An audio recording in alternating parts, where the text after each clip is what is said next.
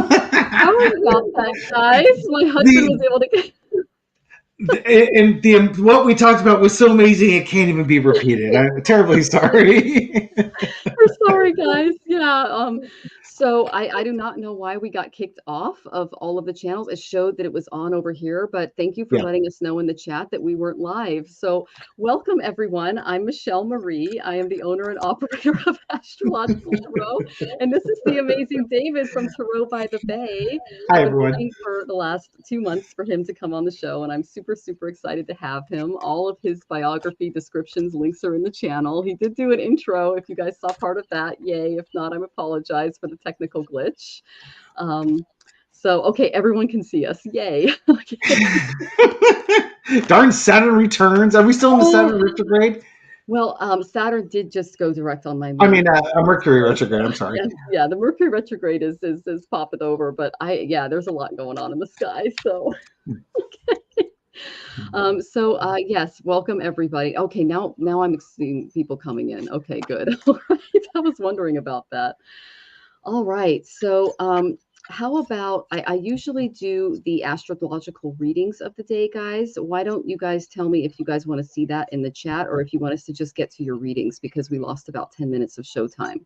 So let me know what's going on, guys, and I will either give you the astrological reading for the next week, and then we'll go into readings, or we can just go right into readings. Up to you guys in the chat, okay? Hi, Sherry. So while you guys are letting me know that, let's just go ahead and say hi to all of our fabulous people. So, and thank you for being so nice, David. You're a joy. You know, rolling with it is one of the things I can do rather well. Thank you. So joyful Jen, good to see you, honey. Good to see you, Lalima. You're first in line. Thank you so much for tipping. And we have Christina with us. Good to see you, Christina Smith. Imelda, good to see you. Thank you for the thumbs up. And Cindy is here. Good to see you, Cindy. Welcome, Mindy. Welcome, Leslie. Sunflower Down Under, welcome. Welcome, Debbie. Tracy Rivers. Hi, Maruta. Good to see you. It was lovely to see you in the chat earlier. And oh my gosh, lots of people coming in. Good to see you, Sylvia. And Pauline. And Rich F from Minneapolis. Welcome from Minneapolis. Nana. Karen. We have the lovely Lalima saying hi to everybody. Thank you for that, sweetie. And John and Jess and Hummingbird. Great name. Manhattan. Wow, that's great. My husband lived there for a few years. Frog Song. Great name. All right. Thank you for letting me know, Frog Song. You were the first one to kind of tell me what was going on in that behind the scenes. Thank you so much for that. And it has started, Christina. So thank you very much, David's chatters, for letting us know. Audria, too, that we weren't on. And Aaron, I did get your super sticker, so you are in the chat. And Joyful says, hi, David. Definitely subscribe. David is fabulous, you guys. And then let's see. Okay, and everyone's just chatting with each other. So good to see you, Lisa and Julie. And oh, yes, Rachel, I'm sorry to keep you anxiously waiting. I've been waiting to have David on the show for quite a while, too. And I apologize for the technical glitch at the beginning there. We were just thrown out of the room. I don't know what happened. So good to see you, Julie and Amanda and Dion and Sonia. So lots of people joining us. Please make sure to like and subscribe. I have all of David's lovely stuff in the chat. Good to see you, Sherry. Jolly, welcome back from Facebook.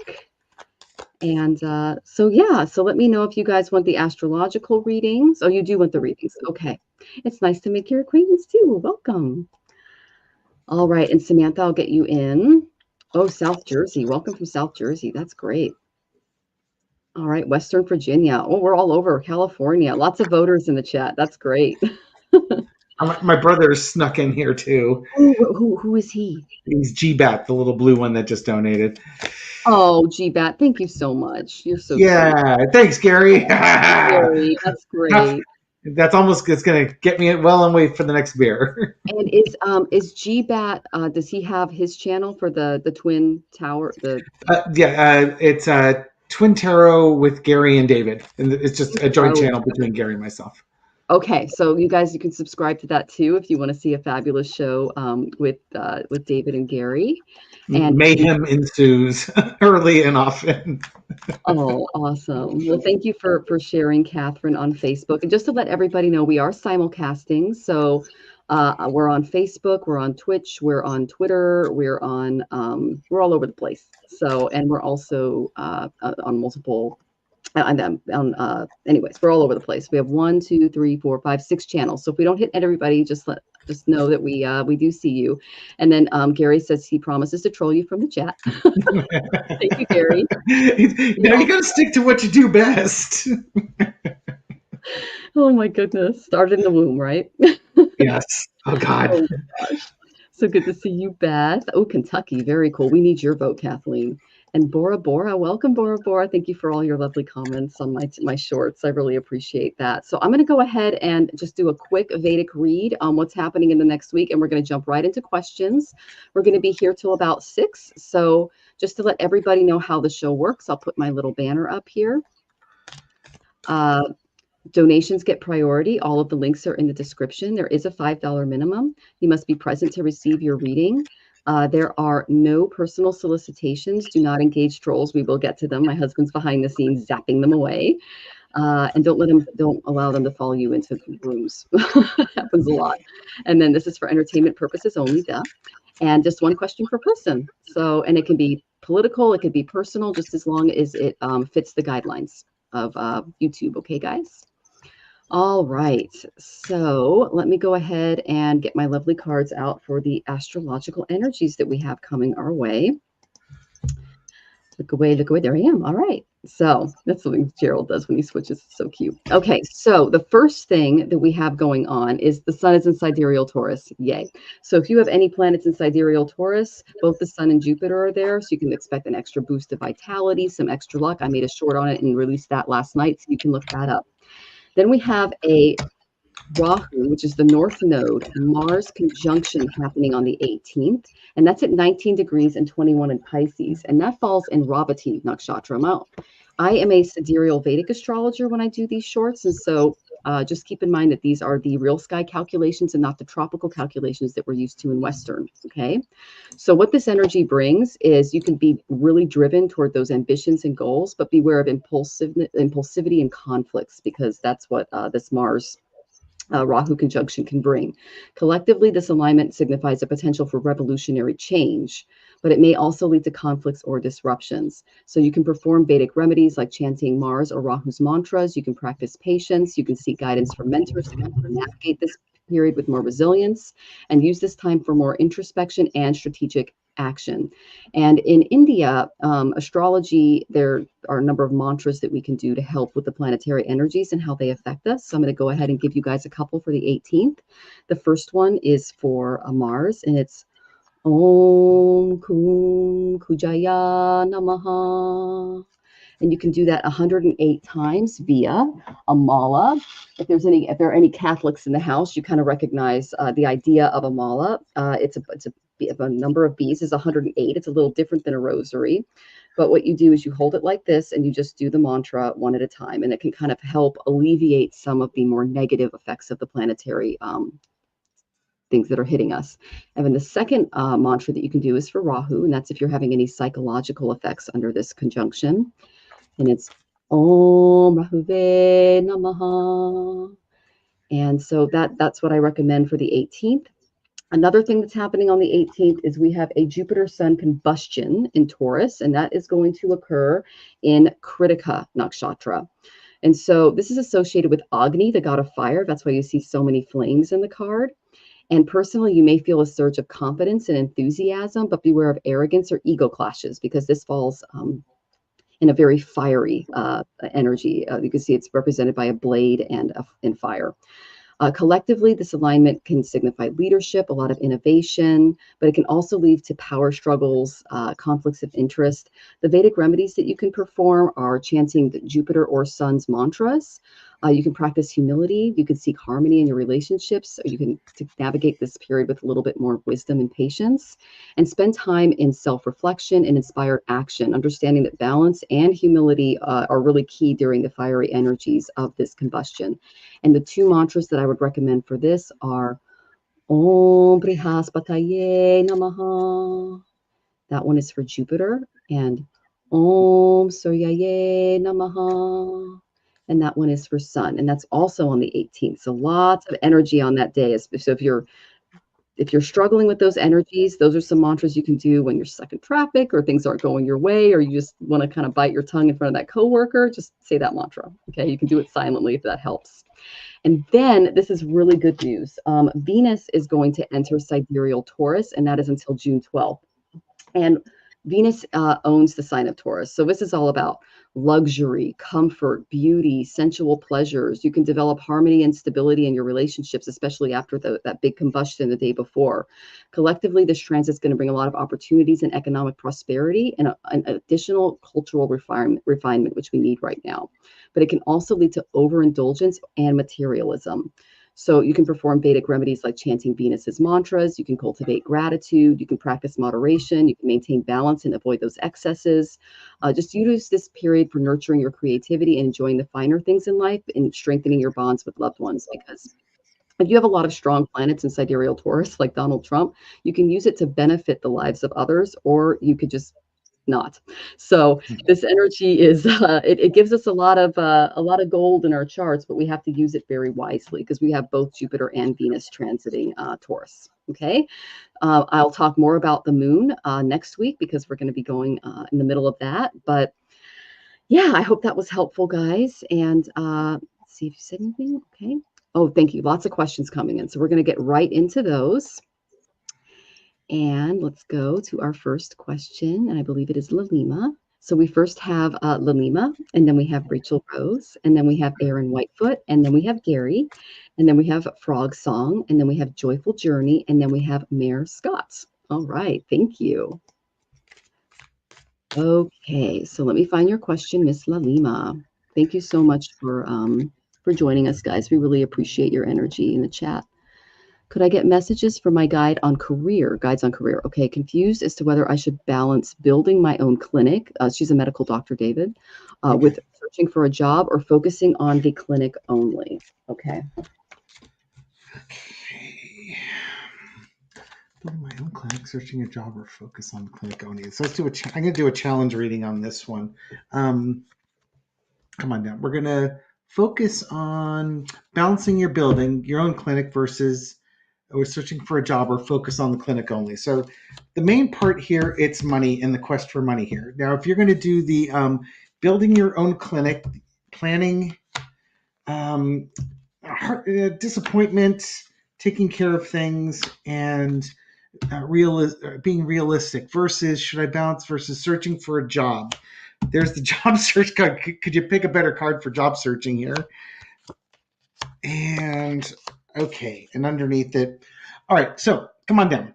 To me, I call this a challenge reading. It's like an either or decision. So when you're looking at should I start my own clinic versus searching for a job, what you're looking for is money. And to me, it's like, money and finding that financial security, the thing that's going to keep you going for a long time. If you decide to build up your own clinic, it looks like you're kind of in the planning stages of it. You've got the idea you want for your own clinic.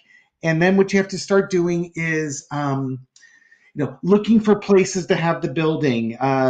Is there any renovations that need to be done? Other people that need to be hired? It's kind of that planning stage. I think you want to do this because there's going to be a lot of fulfillment with having your own clinic. You set your own hours. You take care of yourself. You take care of your people. With doing it, though, it's hard work. And it doesn't always get you the results that you're looking for. And you have to be realistic with yourself on what you can do versus kind of what's available to be done. And it might just be that, you can set up the clinic, but it may not be the lucrative thing that you want. Or you set up the clinic, it looks great, but you can't get the people to work for you, or you can't get the ideal location. It's that flexibility of sort of redefining what do you define as success on it? What's your ultimate goal with it? And then try and manage your expectations with that. Now, if you go looking for a job, and could you find a better card than the Hermit? Here you are looking for it. If you're looking for the job, one of the things with the job, it might require a little bit of travel, but it calms things down. You go from troubled waters to calmer shores. It might be that if there's a lot of anxiety that you're going through, or if you just have a lot on your plate, it might be better to go for the job now, and it'll give you time to sort of rest, relax, recuperate, and decide, do you really want to do the clinic? Because basically what it allows you to do, it gives you a chance to sort of breathe and say, okay, I got this job. It's secure. It's a steady income coming in.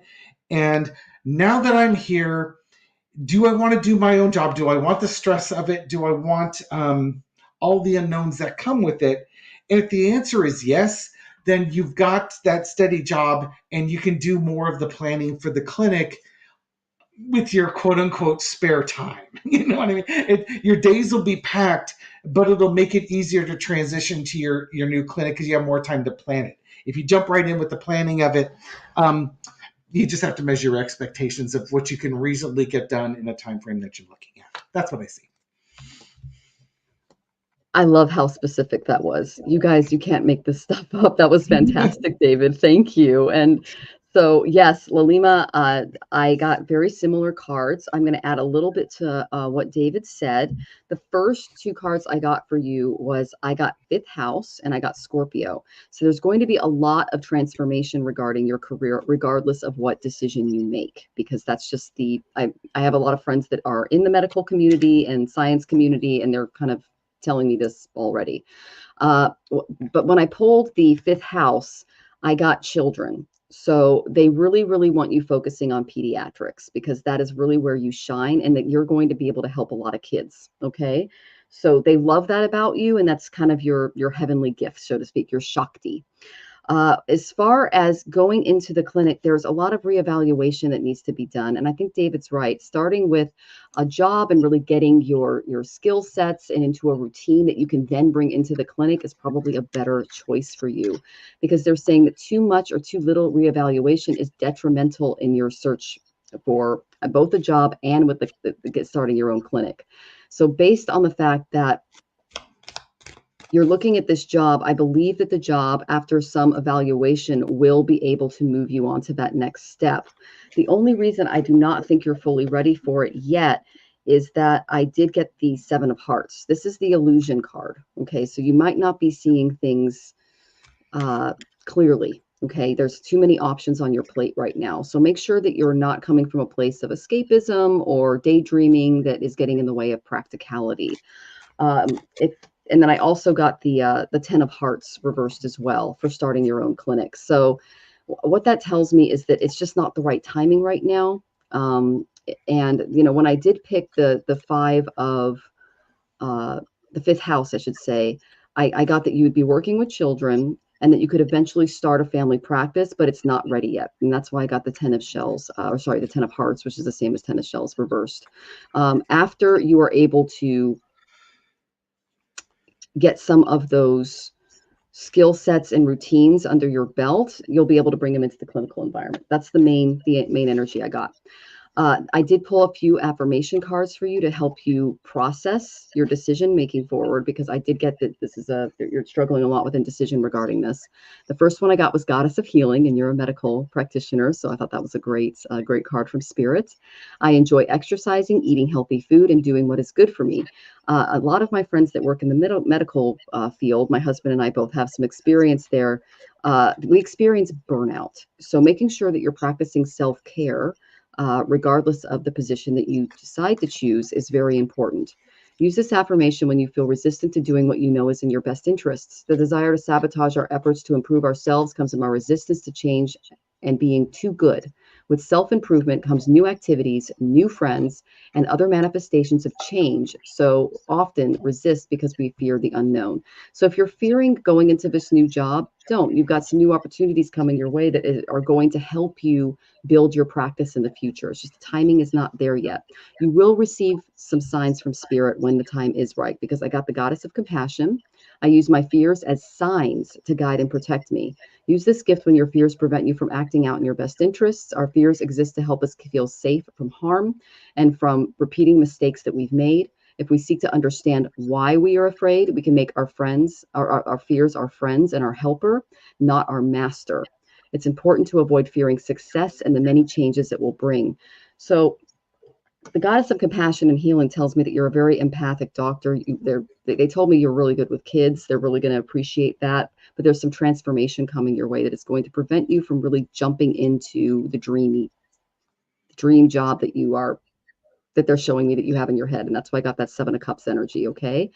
So take a step back, take out some time for self-care, go into that hermit mode, spend some time in introspection, and try not to jump too fast. Okay, Lalima, I'm sending you lots of love, and I hope that was helpful, honey. Okay. So our next question is Miss Rachel Rose. Here we go. Rachel Rose.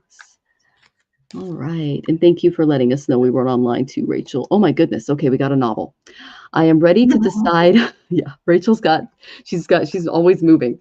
So I am ready to decide about moving. Okay, I saw 2 good apartments today. One is 561. Okay, that's a 12. That's a 3. A nice building, social, top floor studio.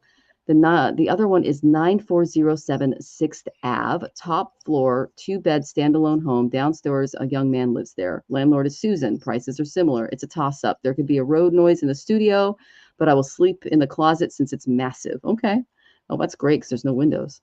Really want to decide, need help. Thanks. Okay. So we have 9407 and 561. Okay. 9407. First. Okay, and then I have 561. Okay. Well, I will say that 561's looking a little better already, but we'll see. Oh.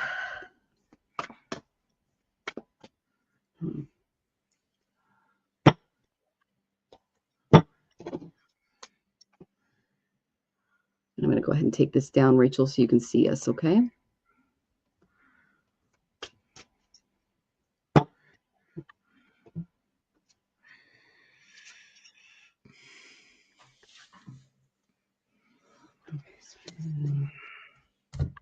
Oh.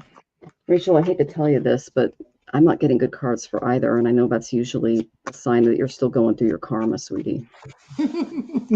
Oh. Sorry, just okay. I can't wait to show you my reading too. Okay, that's good. Yeah, I'm still. Oh Lord. Okay, let's do it for this one. Oh man. Okay. Yeah. Okay, Rachel. I mean, have you left your apartment yet? Can you let us know if that's the case? Because I did get the Chariot. Oh man. Yeah, Rach. Okay, so I'll go ahead and go first. So basically,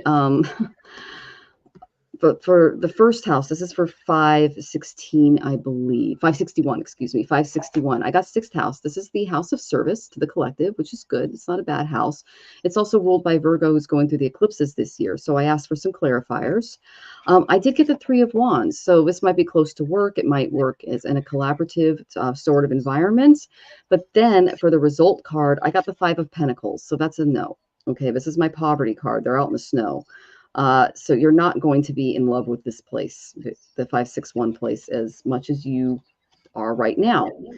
The second one I got, and the reason I asked if you had moved yet, was I got the Chariot. You haven't left yet. Okay, thank you. So I did get the Chariot. So this is the one where I think like you're kind of more ready to get up and move on.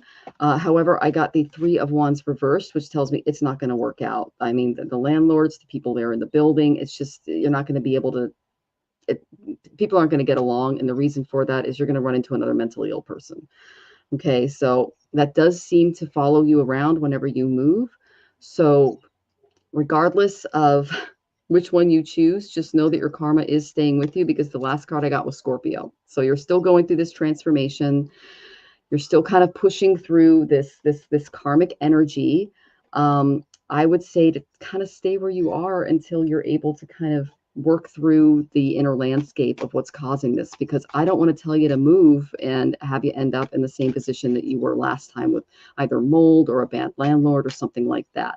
And I know that all of my cards in the past have said no, and you've had to anyway, but sweetie, it's just, I don't think this is going to end until we're able to, I know you really want to go, honey, but this is clearly some kind of karma that you're going through, because then I guess got the Tower again, sweetie, for you moving at all. So there's just some drama following you around, and moving's not going to make it go away. So that's the best thing I can say for you. I know David, hopefully he has some positive things for you. I'm sorry, Rachel.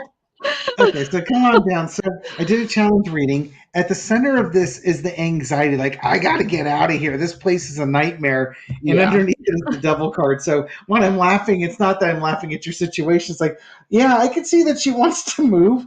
And then the other laugh was, so pick your poison. If you go to the first place with the studio, it's like I got the victory card. It's a celebration card, like, yay. But I think there's a lot of celebrating going on there. This is going to be like one of those places where you might have a hard time sleeping at night, because the parties are frequent and they keep going and going. And it's going to be fun for a while. But after a while, it's like, I got to get up and go to work. I got to go to school. I got things I need to do. And it's fun for a while, but then it gets to be like too much. And then it's like you're back in the, oh my God, I got to move again. With the house where you've got the person living underneath you, I think you get in there and then you start noticing the things that you missed before. Maybe with like the landlord, maybe the landlord's the type that doesn't fix things quickly. The rent's always going to be going up every 6 months or every year, depending if you have a lease or month to month.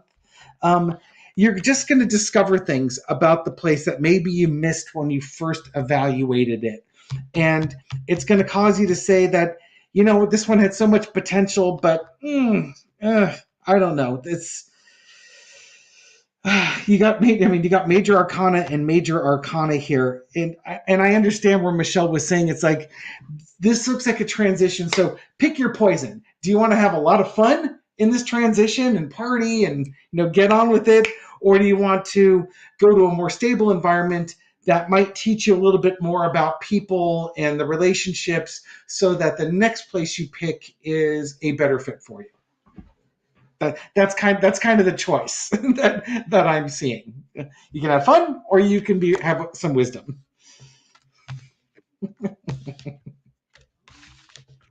Rachel, even though they seem nice and they tell you it's nice and quiet, if they're really doubling down on that, it's usually the opposite. That's just my experience when I go in. They're like, oh, it's so quiet here. It's so nice. It's so peaceful. And then you go, why are they really doubling down on that? So it's possible that the reason they're telling you it's quiet and it's peaceful is because it's possible that the last person left because it wasn't. So just do your homework. I did not get good cards, and yeah. So wish I had more for you, sweetie, but we're sending you lots of love as you work through that. Okay, hun? All right. So just to let everybody know, we have Aaron Whitefoot next, and then we have Gary, and then we have Frog Song, and then Joyful Jen, and then Mayor Scott, and then Susan Saronis, and then Rhonda Forrest, and then Denise Neal, and then Patty D. So what I'm going to do is I'm going to close questions, because that's a lot of people. And those are just the tippers. And then if we have time, we'll get to lightning round. Okay, guys? All right. So thank you all for your questions. We will try to get to all of you as we continue. Thank you. Thank you. All right. Let me find your question, Aaron. All right, Mr. Aaron. I would like a general reading from my spirit guides. Thank you. Okay. So I got some good cards for you. I'm kind of excited to do this reading. All right, Aaron. The first card I got was Pluto. Okay, so they are bringing up lots of past life transformational phoenix moment stuff for you. And I asked where this is happening, and I got your relationships, both business and personal, in and around you. So you're undergoing some major transformation in these areas. Pluto's all about going deep. So I asked what that looked like. And I got the Chariot. There is going to be success in a lot of the upcoming projects that you're doing. It's going to come from dedication and self-discipline. I know you've got a lot of that. I can kind of see you out in the field sharing your stories. You're going to be celebrating your accomplishments. And they're also saying that you're going to be in the spotlight. So that's a good thing. After you do your speeches and your work with the public, they're saying that you need to make sure that you take out time for rest, because I got the Four of Winter. So set aside your concerns, take out time for self-care, maybe go out and walk in nature, because I know that's how your guides communicate with you. And the solutions will come from meditation. So you're going to need some sleep or vacation or just a little bit of a break out in nature with your guides to re-connect the spirit there. The reason I say that is you're going to experience some delays, okay? Communication problems might interfere with your business contacts and personal life right now, and your intentions might be a little misunderstood, okay? So if there are any messages that you get, communications like computer problems, lost emails, answering machine issues, or it's on your phone, letters, things like that, just make sure that you're not having any over the top Mercury retrograde kind of energy in and around you. And if you do, just double down on that, okay, and make sure that you're paying attention.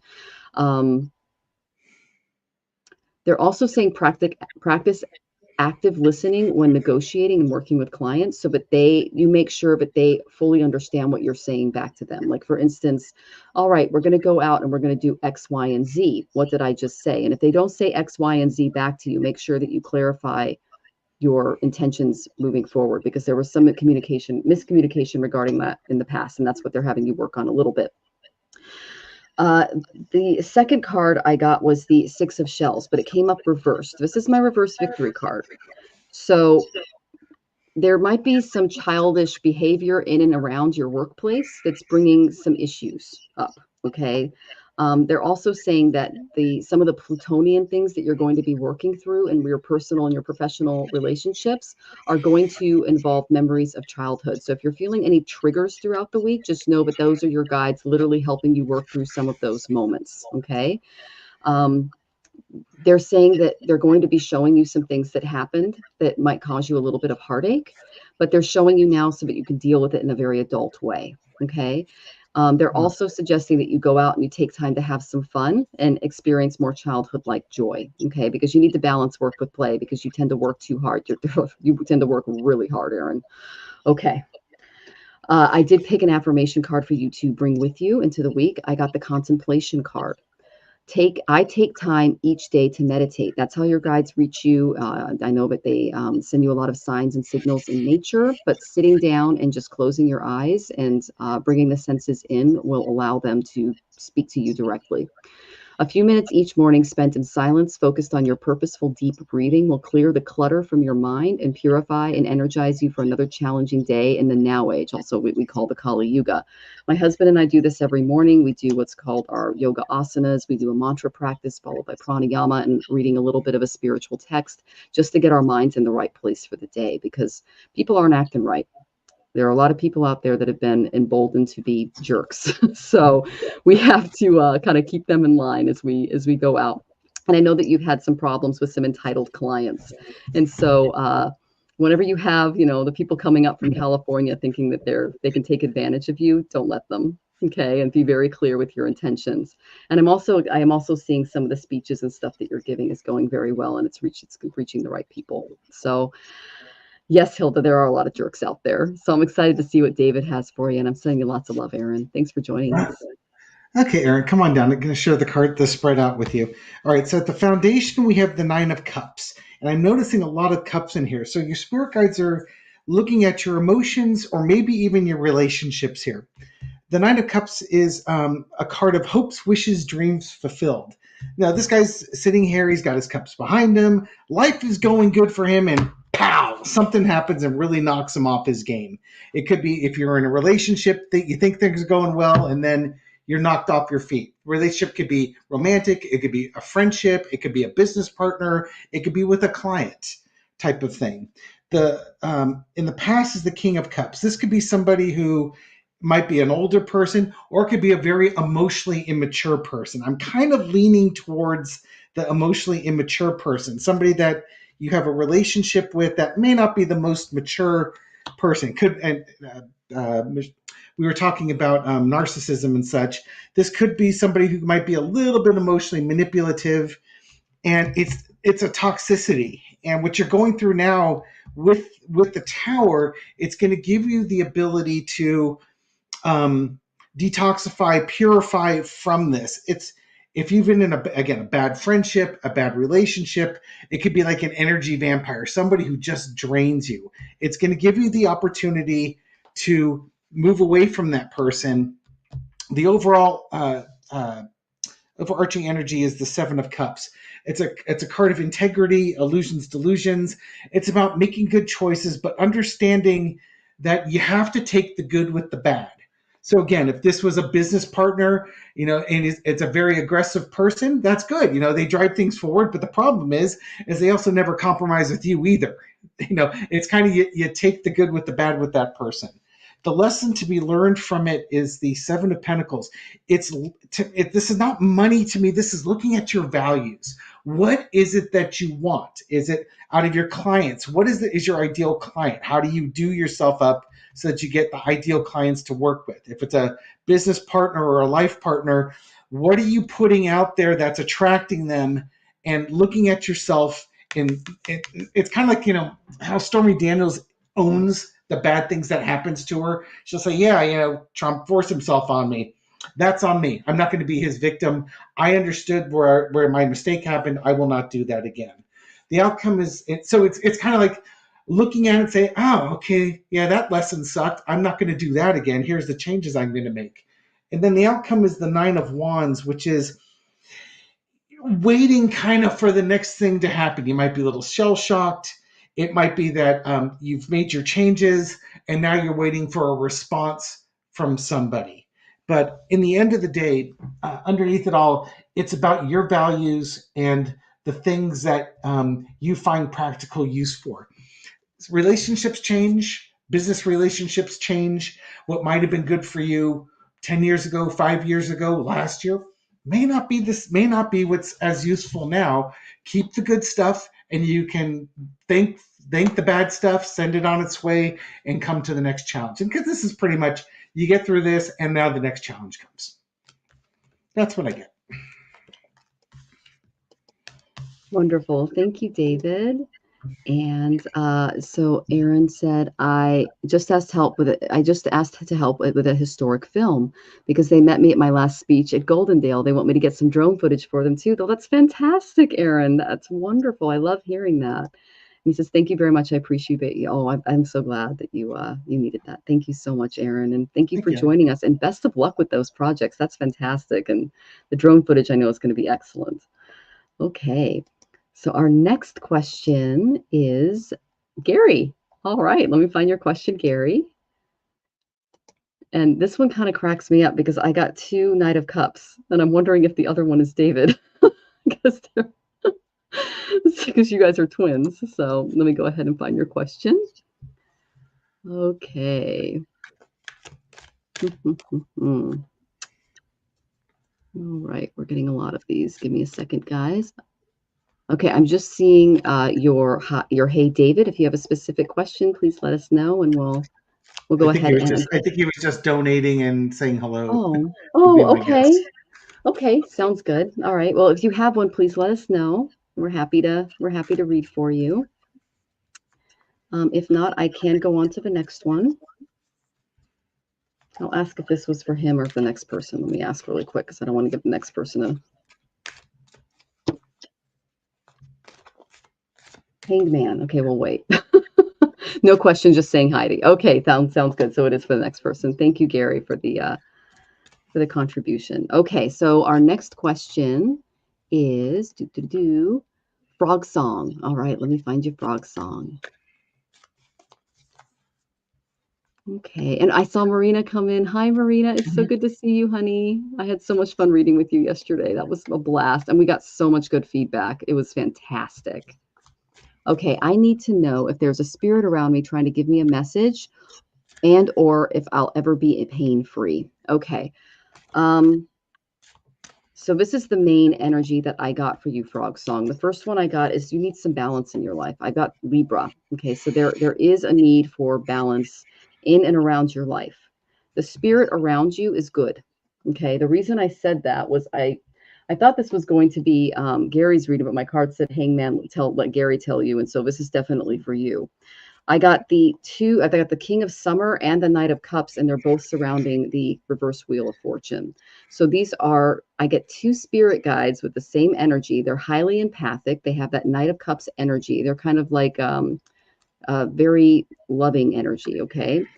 They're younger too. So there's two male spirits, and they're helping you get through a time of misfortune because they were both surrounding the Wheel of Fortune card. Okay. You are going to need some major healing to your heart space after something that had occurred. Uh, and they're going to help you work through some of that pain. Okay. So I went to the majority of my decks, and a lot of them were like no. And so I went to my goddess deck, and she was like a heck yes. So the main energy I got was from Sedna. I got infinite supply, and see the beautiful whale tail in the background there. You are supplied for today and all of your tomorrows. So if you're worried about lack, if you're a little worried about money and making things work for you, especially in the emotional department, they're showing me because I did get a lot of cups. Know that you will be supplied for. There's a lot of water in this card too, which indicates a lot of empathy and heart space energy. And I got made. That's cycles and rhythms. Okay, so honor the cycles of your body, energy levels, and emotions. You know, for women especially, as we get older, we can go through a lot of cyclical changes. We were talking about this a little earlier on Gerald. So just the cycles of Hecate, and going from the maiden to the crone. And so if you're dealing with any cycles or observations in your body, it's important for you to take out time for more self-care. I'm also looking at the Northern Lights here. We just had a beautiful, beautiful Northern Lights show here last week. And if you had a chance to watch that, it was basically the sun letting us know that things needed to change a little bit. And so that's some energy that's coming your way. And you've been indoors for too long, and they want you to get out and get some fresh air, because I got Cordelia. It's spring, the flowers are blooming. It's important for you to get out, get some fresh air. One of the most healing things that you can do for your heart space is to go for a tree bath. And what I like to do is I find a trail where the trees are overlapping the canopy, and I breathe in all of that wonderful oxygen, and I look at the squirrels and the birds. If I see a flower, I go and I look at her. I take a picture with my phone, and I Google Lens it to find out what kind of flower it is. So spending time out in nature and really connecting to Mother Earth is going to bring a lot of healing for you too. And that's the main energy that I got. So here's your affirmation card. I am floating. So this tells me, again, this is a lot of watery, spiritual, heart-centered stuff.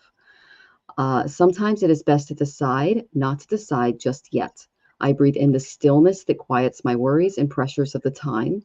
I am filled with the certainty that I will act correctly when the time is right. I breathe out my attachment to outcomes. So there are some things in your life that you are trying to manipulate in a way that does not lead to more emotional pain. Okay. And those guides are going to help you through that process and part of healing that area. Okay. I hope that was helpful. Know that the spirit is giving you a message, and they are helping you with that pain. Okay, Frog Song. And the pain is from an emotional wound that you've been carrying around for a long time. But they're good spirits because they came up right. Okay, Frog Song. I hope that was helpful, honey. Okay, and I'm going to jump in here again. Come on down. The foundation of the reading is the Five of Cups. That disappointment that you're just, things aren't quite working out as well as you would like, and it's like this feeling like it's never ending disappointment. But there's always some good, there's always some silver linings to that rainbow, whatever that might be. Now, if that pain's caused by physical injury or emotional injury, it feels like it's never ending. Underneath it is the Queen of Pentacles.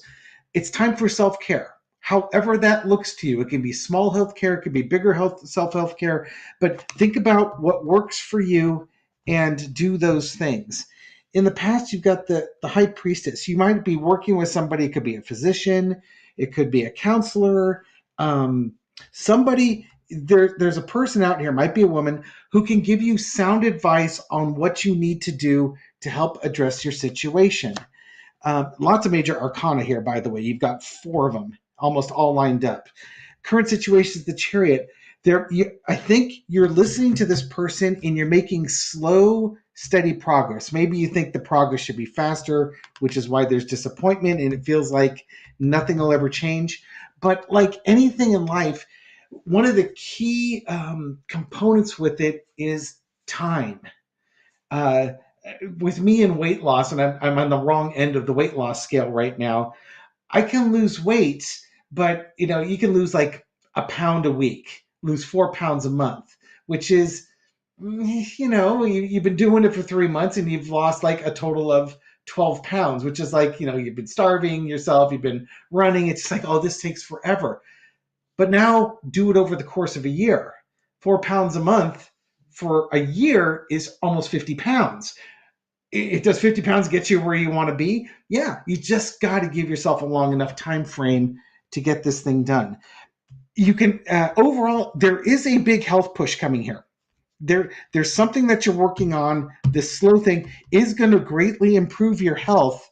And the lesson to be learned is that you will feel better. You may not ever be 100%, but appreciate it, the progress that you've made. And it's just, aches and pains happen. The thing you really need to do, though, is try and get rid of things in your life that cause you burden or exhaustion or pain or something along those lines. For instance, my hamstrings are very tight. It sucks to bend over. I might have to get like one of those little hand grippy things to help pick things up off the floor so I don't torque my back trying to bend over to get things. It's finding wearing comfortable shoes. Maybe it's time to put away those 10-inch pumps and get into sensible shoes. Now, do things that make it easier on yourself. If you're going to go on a walk, you may not want to tackle the steep hills. A flat or a slight incline might be easier to do things. Make things easy on yourself. Be kind to yourself and give yourself time. It may never be 100%, but you can be a lot better when you turn around and look where you started. Great. And Frogson says, I totally get it. So thank you. Thank you very much. Right. Spot on, David. And Marina, thank you so much for joining us. It's so lovely to see you. Love you, honey. Aw. All right. And she goes, it's totally my feet where the pain is. Okay. Well, that explains why I got so many water cards. That's Pisces. Pisces rules the feet. So look at what planets are aspecting that particular area of your chart. And you might be able to find, other than the emotional wound that I was able to get from the cards, some more clues as to that frog song. Okay. Frog song, right. Can you get foot massages? Those are amazing. Ooh, there you go. Oh, and David, one thing that I thought of for you, because you said your hamstrings hurt. This is what I use on mine. It's a foam roller. And I run, because I'm an athlete, and so this is what I use on my back legs. It's a hard one, and it hurts after a workout, but it does help with break up the lactic acid and some of the pain back there. So just a little. I just happen to have that on hand. So. See, it was meant to be. There you go. It's right next to my yoga mat. So okay, I ran into an issue where, like, I would go on hikes and my feet, the flats of my feet, were just in pain all the time. And oh my God, do foot massages feel amazing? They do. I love having my feet rubbed too. So Frogson said, thank you so much. This was my very first reading. Oh, awesome. That's awesome. We're so glad we were able to give it to you. And she goes, yes, my doctor is sending me to physical therapy. That is awesome. Well, definitely, that's what saved my leg. So my physical therapist was fantastic. So I'm looking forward to seeing how you heal, Frog Song. So thank you so much for joining us. Oh, yeah, that sucks, Rachel. I hear you there. Mm-hmm. Okay, so our next question is the lovely Joyful Jen. And then after Joyful Jen, we have Mare Scott, and then Susan Saronis, and then Rhonda Forrest, and then Denise Nell, and then Patty D. And if we have time, we'll get to lightning round. Okay, Joyful Jen. And thank you for signing up for the one-on-one. I'm looking forward to that with you. Okay, Jen. My husband is a wonderful guy, a great dad. Okay, his name's Rick. I really feel like we're drifting apart. Any advice or insight? Okay. I hope Um, that's not a typo and then a P dropped off. oh, and I'm hoping it's his name is Rick. If Yeah. he's being a dick, my cards would indicate that. Okay. Unfortunately, I really do wish I had better news for you, Jen. But when you get the devil and some other things, it tells me something else is going on. Okay. The first thing I got for you, and I'm saying this with absolute love. Okay. So for entertainment purposes only, seek professional counseling if this is a lot. I got the South Node. This is a big no card. This tells me that you're dealing with a big karmic debt that's coming your way. Okay. We all deal with these. It means that you're ready to pay it off because you've learned the lesson from a past life. Okay. So that's good. So you're going to pay it off. I asked what it looked like in your relationship with your husband. I'm going to go ahead and keep the chat open here. He is a rock. Okay. So he's a good provider. Got it. All right. I got the magician reversed for your first card. Okay. So they're saying don't push it. There is a reason for concern, or whether is there any magic left in the relationship. If you are having some passivity, some doubt, there's a lack of self-confidence that they're showing me, it's because the other person isn't taking that next step. Okay. Both of you need more assurance from the other that the affections are mutual before trust can develop into love again. Okay. You may discover that you don't have the energy or resources to resolve your situation favorably right away. If you do want to make it work, it's going to take a lot. Um, don't try to control things on either side of this. Um, don't try to appear more powerful than the other person when things come to light. Work on your resolve to stay positive, even though you may experience some sadness or rejection. And try to welcome new opportunities as they come instead of retreating into an unhealthy self image. So that you can, yeah, okay. The reason I say that is I got the devil reversed. Okay. So this tells me that you need to be very, very careful with your relationship. You can see that the woman's leg is being encircled by a snake's tail. And this symbolizes the seduction of the material world. So this is a relationship that's mainly about money and power and status, appearances and sex. It's not really based in true love. Okay. This is also there could be another person involved. Okay. But it's definitely the magic is not there. Okay. So they're saying act with subtlety or don't act at all. If you find that your partner might not be being faithful to you because they're being tested by lust or trickery or greed, or they're just being seduced, the truth will be soon revealed. Okay. You may be, there's a physical attraction to someone that's not worthy. Okay. That's kind of going on. And if you find that a sexual encounter has already taken place, you may want to consult a health professional to make sure that there are no lingering consequences to be concerned about. Okay. Again, for entertainment purposes only. It's just when I pull that devil, it's okay. Once you come to learn the truth of this, I got the Two of Winter. Okay, this is the Two of Swords. Indecision will hold you back. Okay, you're going to need to make a very clear decision. Make a choice that's best for you rather than trying to please others. You may feel trapped between the intellectual and the emotional because in the original Rider-Waite, she literally has her hands covering her heart and she's blindfolded. So this should not be an emotional or a mental decision. You're just going to have to take a leap based on the facts. Okay. So don't let those things hold you back. And then I pull some affirmation cards you feel it's a lot of work. He's trying to make it better. Okay. That's good. So here are some affirmation cards for you. I got, I am in the flow. All things great and small flow and grow and follow their destiny. I breathe in the ability to go with the flow. I am filled with the confidence that I need to be carried to exactly where I should be.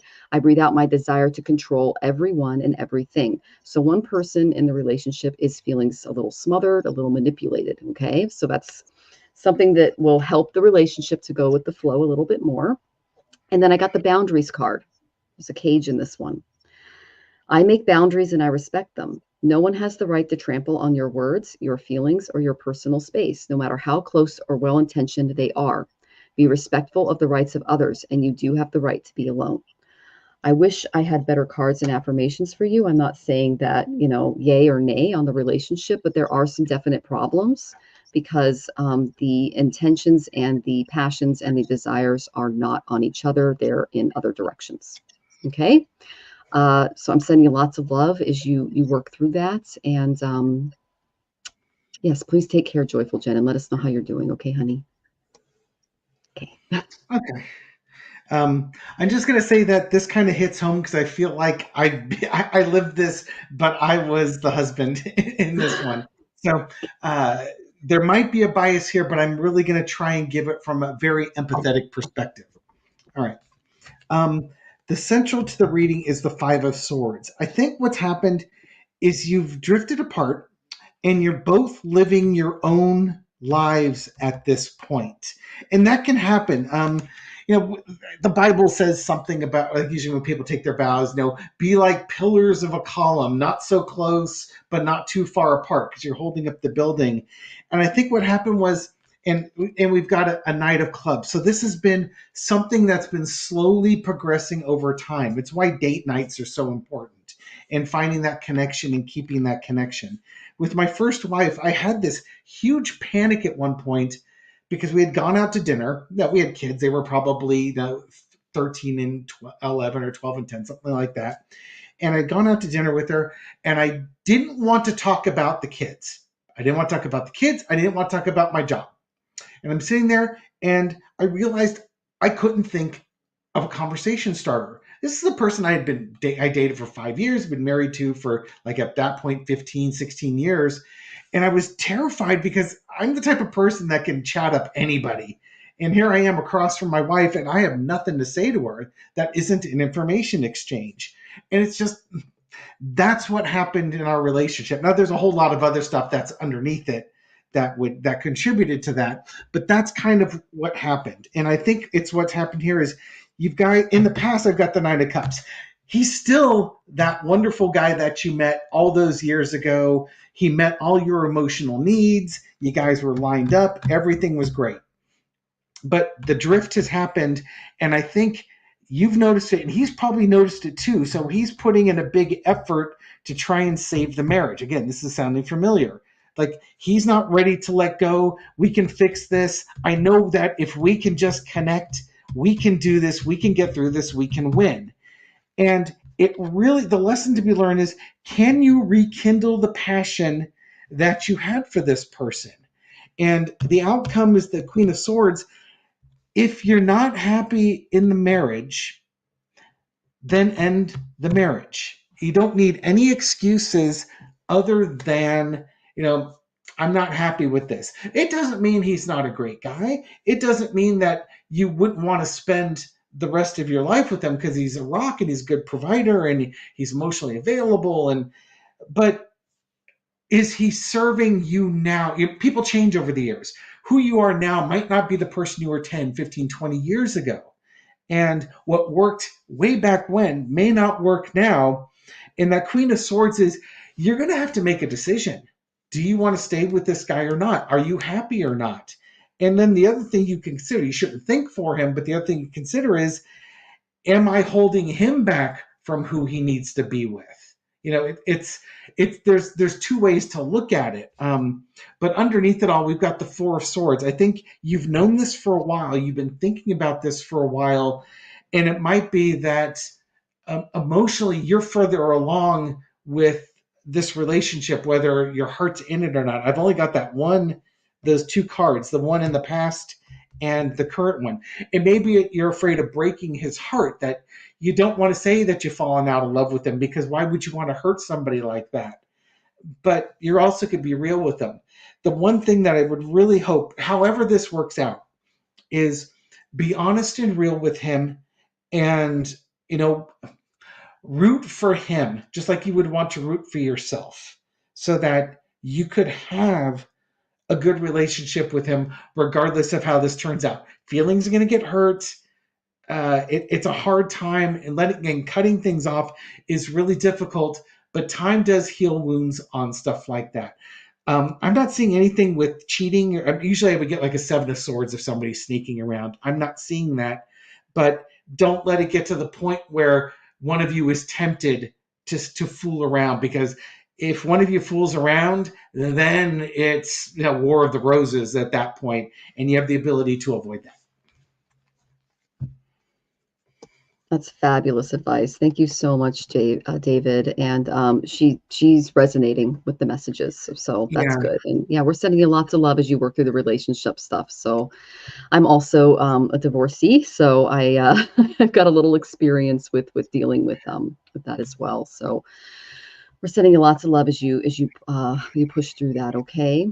All right. Yeah. So I agree, Hilda. All right. So just to let everybody know, we have Mayor Scott next, and then we have Susan Sharones, and then Ron DeForest, and then Denise Neal, and then Patty D. And then we'll see if we can get the lightning round. All right. So let me find your question. There you are.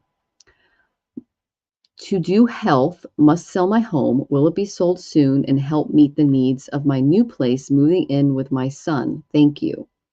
Okay.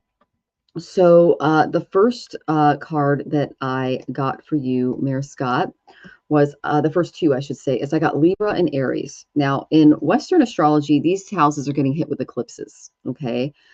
They are 180 degrees from each other. And Aries is all about the self, the warrior, what we came here to do. And the Libra is all about how we came here to serve our others. Okay. So, because Libra is all about our relationships, our partnerships, our cooperations, our contracts, things like that. So, there's a bit of a disagreement in the force regarding your move. Okay. So, I asked for a little bit of extra advice on this, and I did get the Six of Hearts reversed. It's the same as the Six of Cups. So there's some childish behavior and conflicting attitudes in and around the move, and that they're saying that bringing children into the issue that you're having with health and everything else may cause some issues. Okay. Um, they're saying that the relationship with your son could be causing you some heartache. Okay. And this person that you care, this because this is the person that you care very much about, but they're dealing with a lot of anxiety right now. Okay. um, they're not really balancing work with play very well, and it's going to affect everything moving forward. Okay. So I asked what that energy looked like in and around your environment, and I got the King of Swords reversed. So this is someone who is a little assertive and controlling out of habits. They can be inappropriately assertive, to be a little more specific. They use relationships maybe to keep up appearances. And though this is a person that's unhappy because of a failed business venture or marriage. Okay. So they're not able to really value or praise your judgment. And this indicates that you're struggling with a very important decision that you can't resolve because this energy is around you. Okay. So if you're around a really unfair or overly critical, arrogant person, take a step back from that, because that's not what you deserve. Okay. Um, they're living a little too much in their head, and their interactions with you are causing you to maybe neglect your health or your physical needs moving forward. And that's the opposite of the direction you're going. So then I asked for a clarifier from another deck, and I got the bully card. I got the Five of Swords. Okay. So walk away from dishonest associations. You see, he's there, and he's got all of the snowballs, and the other people are walking away. If they turn around, he's going to pelt them in the face with one of those things. So it's good to just walk away and not look back from this person. Okay. Realizing what you thought wasn't the best choice for your happiness, just something that's not worth the effort. So there's this, you got to walk away from this negative energy, because that's what's really affecting your health. That's the root of the problem. A lot of the times, our systems, our nervous system, our gut, our brain, they're all connected. And when we come across these emotionally emotional bullies, mental bullies, it can bring up issues with our health. So that's what they're showing me is the main issue in your environment. So just make sure to take care of that. Okay. Good to see you, Gerald. So I did get some cards to kind of help you through the health piece. The first one I got is you need to go through some purification. This card reminds me a lot of the Temperance card. It's Coventina. And it's a time for cleansing and detoxifying both your body and your mind. If you've been struggling a little bit with the mental clutter, voices that aren't yours, more negative confrontational things going on in and around your environment, taking a step back from those things and focusing on self-care, eating well, drinking lots of water, doing things that improve your health on a daily basis and inviting those things into your routines are really going to help you. But this is my you need more water card too. Okay. And then I went and got an affirmation card to help you through this process. Okay. Thank you for joining us, Sunflower.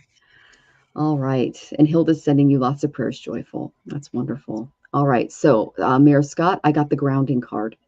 I am grounded. When life overwhelms us, it's time to get outside and touch the earth to ground ourselves, reestablishing our essential unity with nature. I breathe in the comfort of Mother Earth. I am filled with the connection to the Earth's center, and I breathe out anxiety. If you're not aware of or doing any grounding techniques right now, you're welcome to reach out. I've got a plethora of them. I'm sure David does as well, given both of our experiences. But what they're saying is getting out in nature, getting out in spring, enjoying the beautiful weather that we're having can really help you connect. And if you can, take your shoes off and get them in the grass. Like really, really try to ground yourself as you get out there. And that's going to help you to move forward.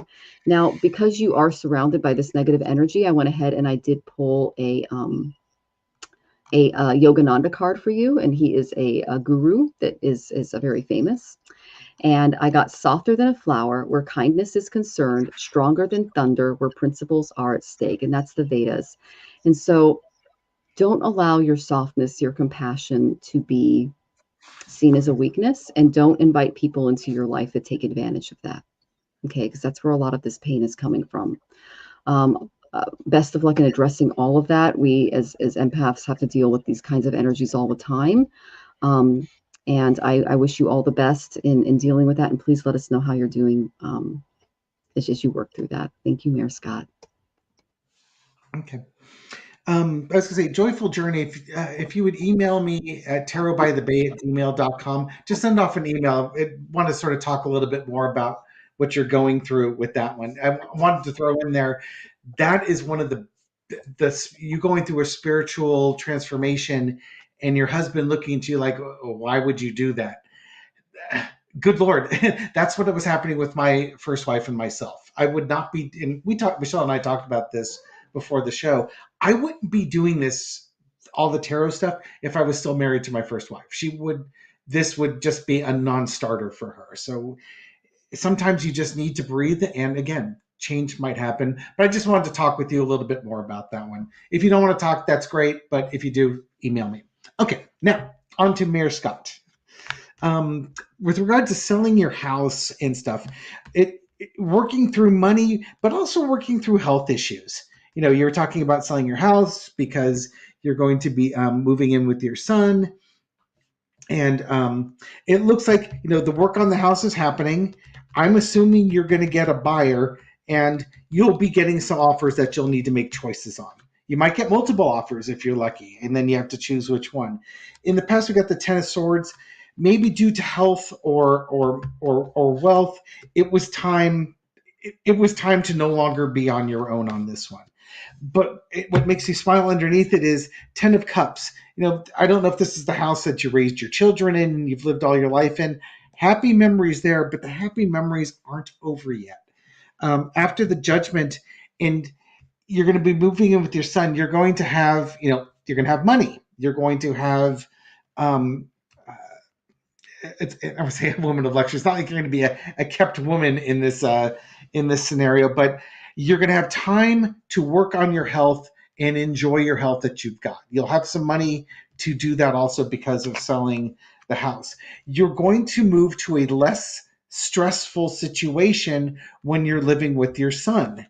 It's just because there's some things you're not going to have to take care of yourself, some things you're not going to have to worry about because your son can take those responsibilities. And there's other things you can do that take the responsibilities off of him. It's kind of like having roommates that work well together. in the end, the outcome I've got, and this just makes me grin, is the Six of Cups. It's almost like that reconnection of mother and son, but it's almost like there's a role reversal where you get to be the child and he gets to be the provider, providing an emotional, I see just basically an emotional reconnection and enjoying each other's company. You know, give yourself and give him space. That's always key. Give that person space so that you feel like, oh, I'm just such a drag on him. If you start doing that, he'll start believing it after a while. So never get that. Try and see the joy in what's going on, and bring that joy into his life and let it come back. All that. You're in hospice, okay. Right. And so, yeah, enjoy the rest of your days. Talk with him, share family stories, because this is kind of like your last go around to do stuff like that. Also, if I may ask, because I really like near death experiences, start watching see if you can convince him to watch NDE videos with you, stuff like that, and maybe start a discussion about the transition from this world to the next. My father was in hospice for a while. He was in dialysis for a while, living at home. And as he was progressing, he might not get to the dialysis as soon as he needed to. And as the toxins in his blood built up because his kidneys weren't working, he would start to see things. He was starting to see into the spirit realm. And one of the things he'd see his mother sitting on a couch. And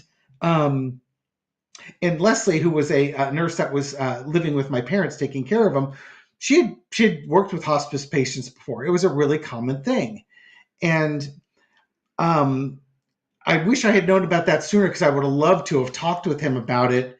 But it only happened when again, the toxicity had built up his blood. He was closer to death. I did have some talks with my dad about what the afterlife might look like, but it was just, I wish I had done a little more research so I could have had some really in-depth talks with him about that, because you can bring the anxiety down, and pretty soon he's going to be jealous of you, because guess what? You get to go back home. He's got to still work around here dealing with all the BS that we have to deal with on this planet. And he'd be like, and then, Jordan, you Bond, why did you take off? This sucks. You come back down here and clean this up. I don't want to do this. Enjoy the rest of your days. I wish you a lot of peace and joy and love with all that. I think we all need a David on our shoulder. That was fantastic. That was so positive. Thank you, David. Awesome. Yeah, my guys are like, there's the problem. And then you're like, hey, this is all the good stuff. I'm like, oh, that's fantastic. I love it. I love it. I love it. I love it. Okay. All right. So we're going to go on. And just to let everybody know, I am getting your questions. So don't fret. I am getting that.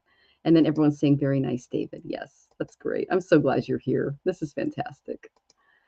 All right. So let me go to the next question. Let's see. And just to let everybody know, we have Susan Sharones, and then Rhonda Forrest, and then Denise Neal, and then Patty D. Okay. And so let's find Susan's question. Miss Susan, let me find you. She was on the show with Marina and I yesterday. It was lovely to see you, Susan. And I want to say, I'm a bit of an extrovert. I was dog tired when I was signing in on this. I was thinking I may not do readings tonight. I might just go to bed. I'm all amped up now. I'm jazzed. Let's go. Bring it. Oh, I'm glad the audience does that for you. That's wonderful. I love that I'm an introvert, so I love being around extroverts. It's you guys bring out the pep in me. So this really is just raising my vibration up, and I really needed that because I was dragging my can today. Oh, thank you, David. Yeah, that's wonderful. Oh, so Susan is saying, how do I best maximize my connection to a women's writing conference I'm going to tomorrow for 4 days? Or any info about a big solo journey without my husband to help. So I'm going to look into the women's writing conference because that's what I'm being called to. And I'm going to do the journey because that sounds like fun.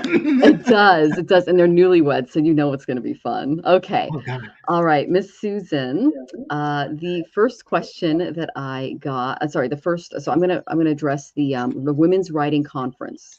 Well, I love that I got Scorpio and Cancer for you, because Scorpio is all about deep dives, transformation, phoenix moments. And Cancer, it's about the home, it's about women, it's about how we nurture ourselves and each other. So I feel that you are going to be undergoing a lot of divine feminine transformation, but it's going to be a really good thing. And you're going to make some great connections there that will lead to transformative results when it comes to your practice. Okay. The transformation that I see coming for you is, I did get, and this kind of matches your energy right side up. I got this upside down. This, I got the Princess of Shells reversed. So there are some life experiences that are going to come up, and it's going to teach you more about the responsibilities that come along with your writing practice, and how you articulate your feelings through your writing. So they're going to help you articulate more tender feelings, hunches, and dreams that you're having into your writing without feeling without feeling or being overwhelmed by them. So there's stuff that's going to come out on in your writing that they're showing me that is going to create these really deep transformational shifts. And it's also going to positively benefit your health journey as well. Okay, Susan, because you're going to be digging deep here.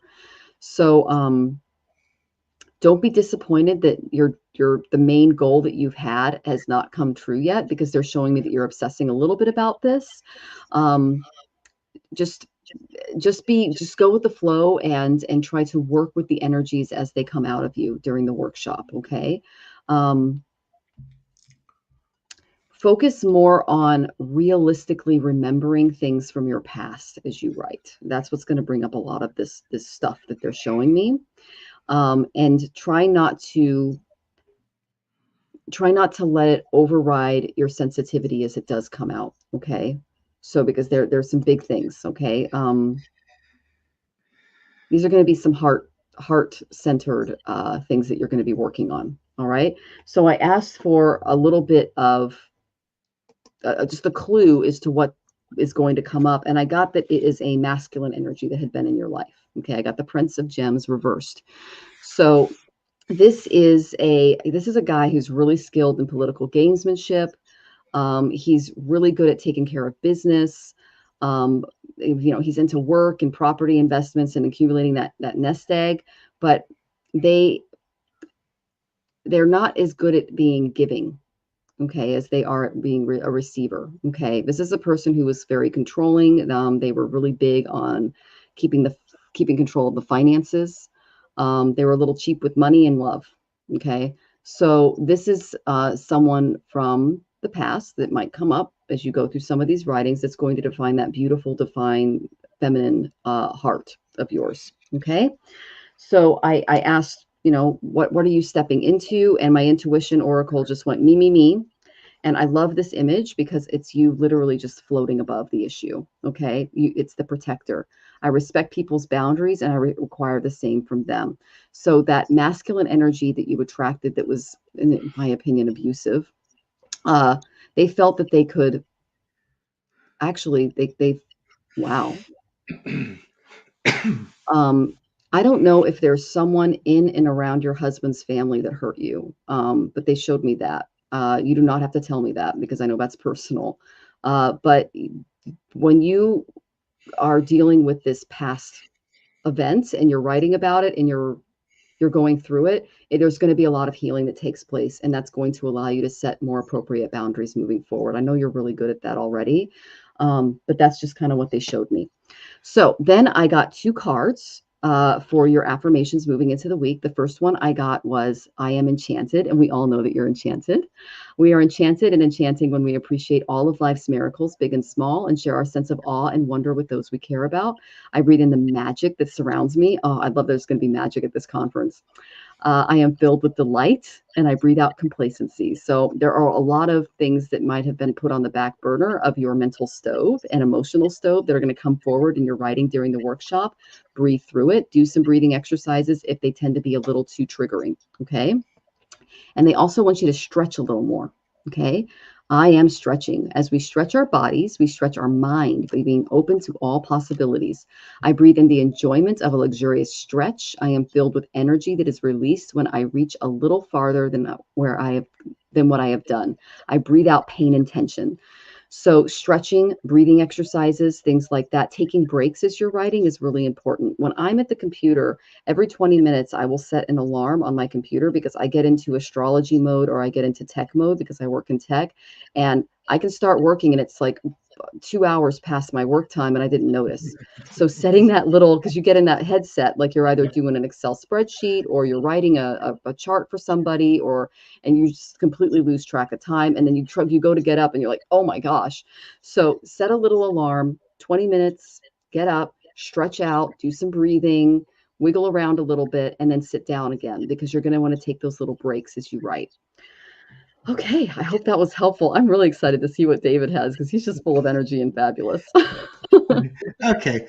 I was gonna say, yeah, if only Becky Stone had set an alarm, she wouldn't be late and just showing up now. Come on, Becky. Sometimes they just don't show up on YouTube. Anyway, um, great cards on this one, by the way. So, Foundation of the Reading, Seven of Wands crossed with the Knight of Swords. By the time the 4 days are done with this conference, you are going to be so raring to go. You better have your pencils sharpened, your voice to computer text ready to go, because I think you are going to crank some stuff out. And underneath it all is the Sun card.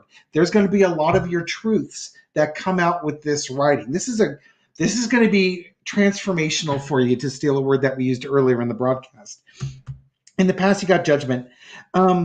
I don't know when you made the decision to do this or you're just answering your calling, but yeah, this is what you needed to do, and the timing is great with it, which is why by the time you're done with this conference, the connections you've made, the people that you've met, you're going to be raring to go. This is going to play to your strengths. One of the interesting things with it, again, is there's an infinite wisdom with this. But, not all stories are happy stories. And I was kind of smiling as I was listening to Michelle talk about this. Sometimes you've got to extract out the bad tooth or give some medicine to something that needs attention to. There's always that decision. How much information do I share? A lot or a little? My recommendation, probably as a default, less is more. You don't. I have this horrible tendency. My brother does too, but I'm much, much worse about that. I will beat a horse down to death because why would I give somebody a subtle point when I could get out the club and really drive the point home? My poor kids, they have to deal with me on this one. But there's a quiet confidence with less is more because it leaves stuff to the reader's imagination. That doesn't mean that, again, part of your writing, it's to help heal you. And you can write the more part, but don't include that in the book or in your writings. That could be edited out. That could be in the appendices. And you could go pull a Tolkien and have all this great stuff in the appendices that nobody's ever seen. But the choice is yours. How you want to go about this. But the writing is supposed to help you. It's going to put an end to things that you don't need to carry anymore. Again, this is about personal truth here. So some things you're going to put to rest with it. Do you need to spill out all the details? Probably not, but be judicious with what details you share. That's where I get with this.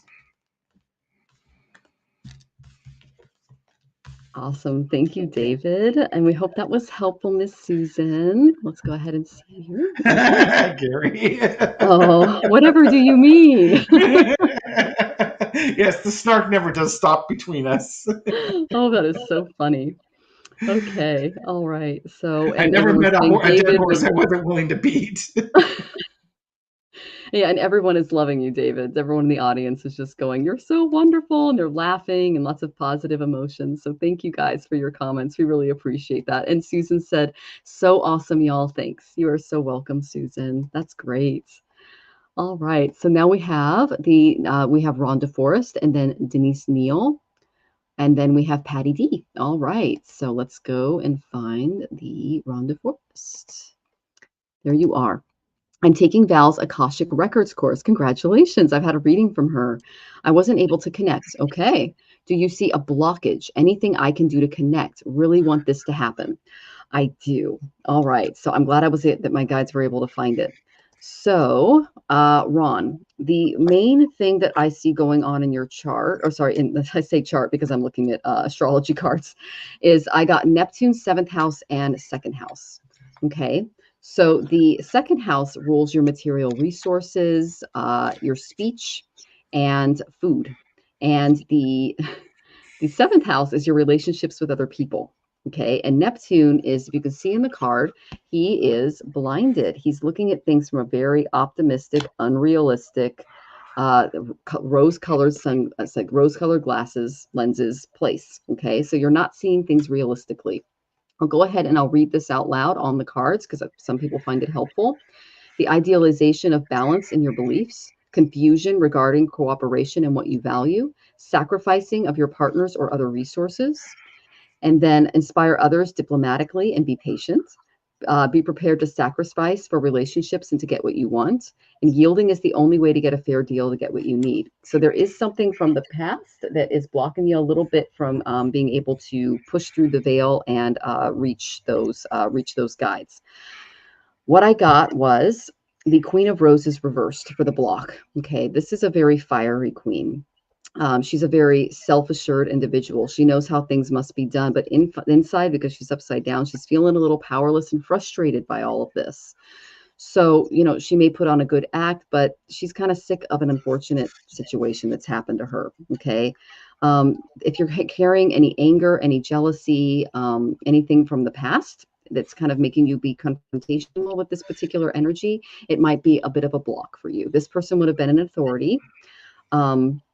And they're also saying that do not use your charisma and leadership abilities to further your own interests right now, because you need to come at this from a very novice-based perspective. Okay.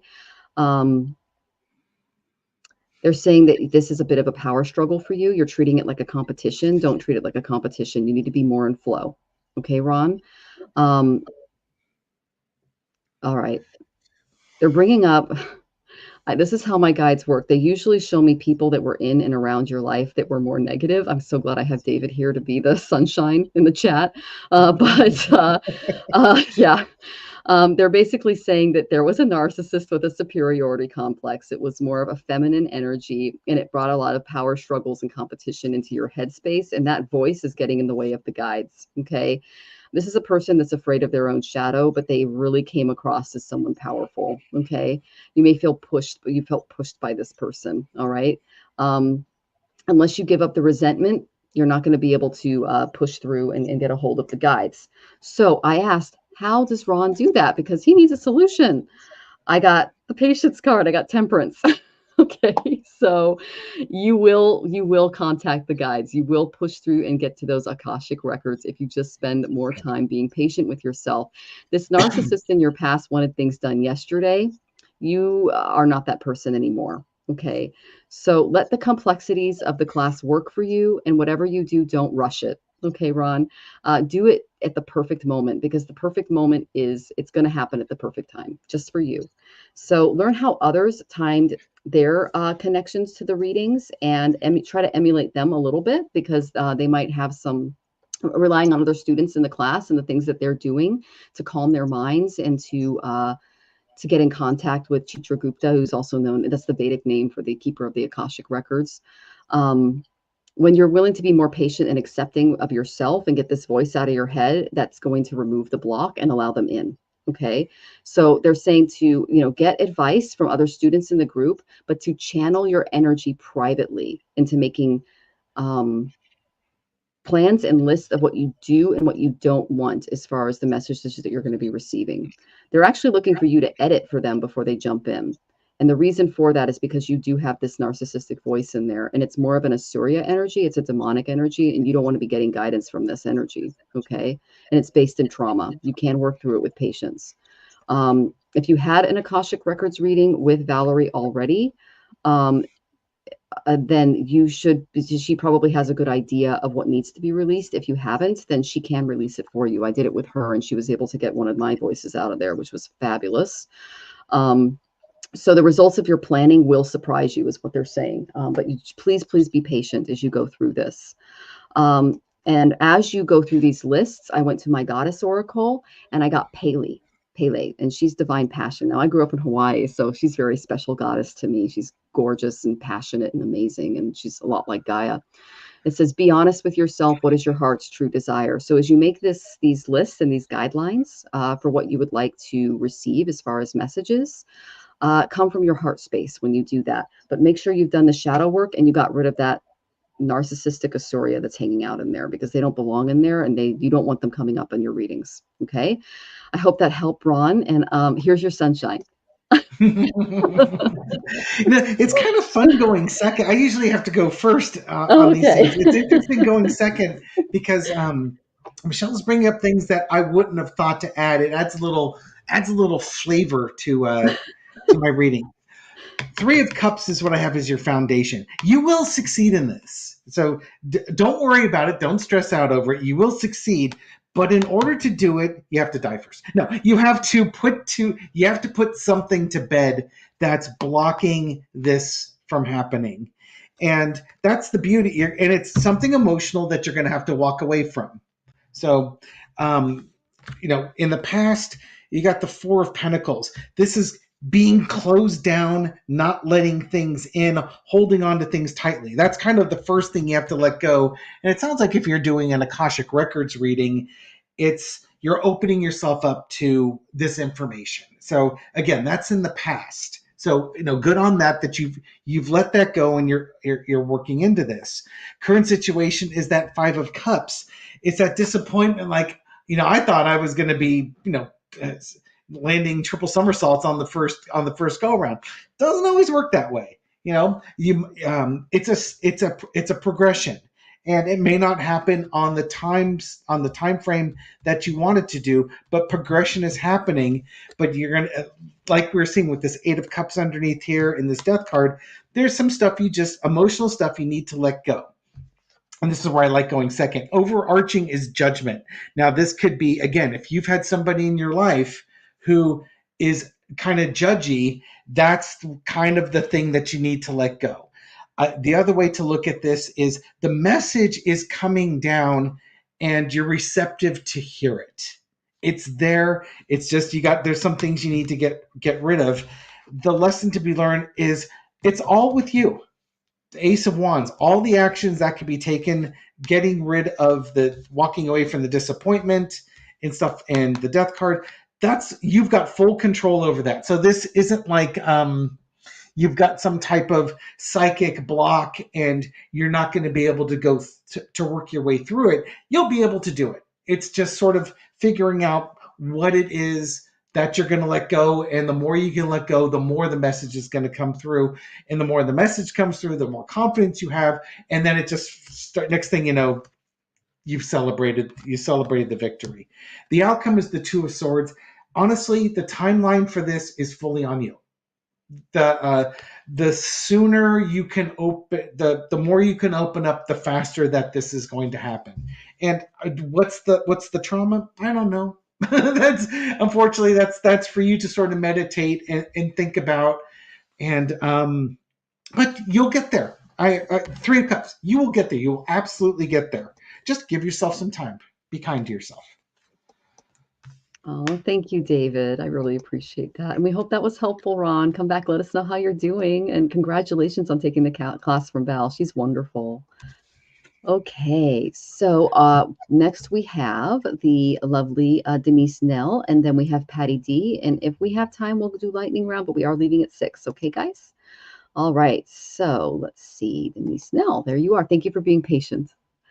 I have been suffering from stomach pain for a few years and have had every test imaginable. The doctors are stumped. Will I ever get this figured out and be rid of this terrible pain? I am so sorry to hear that.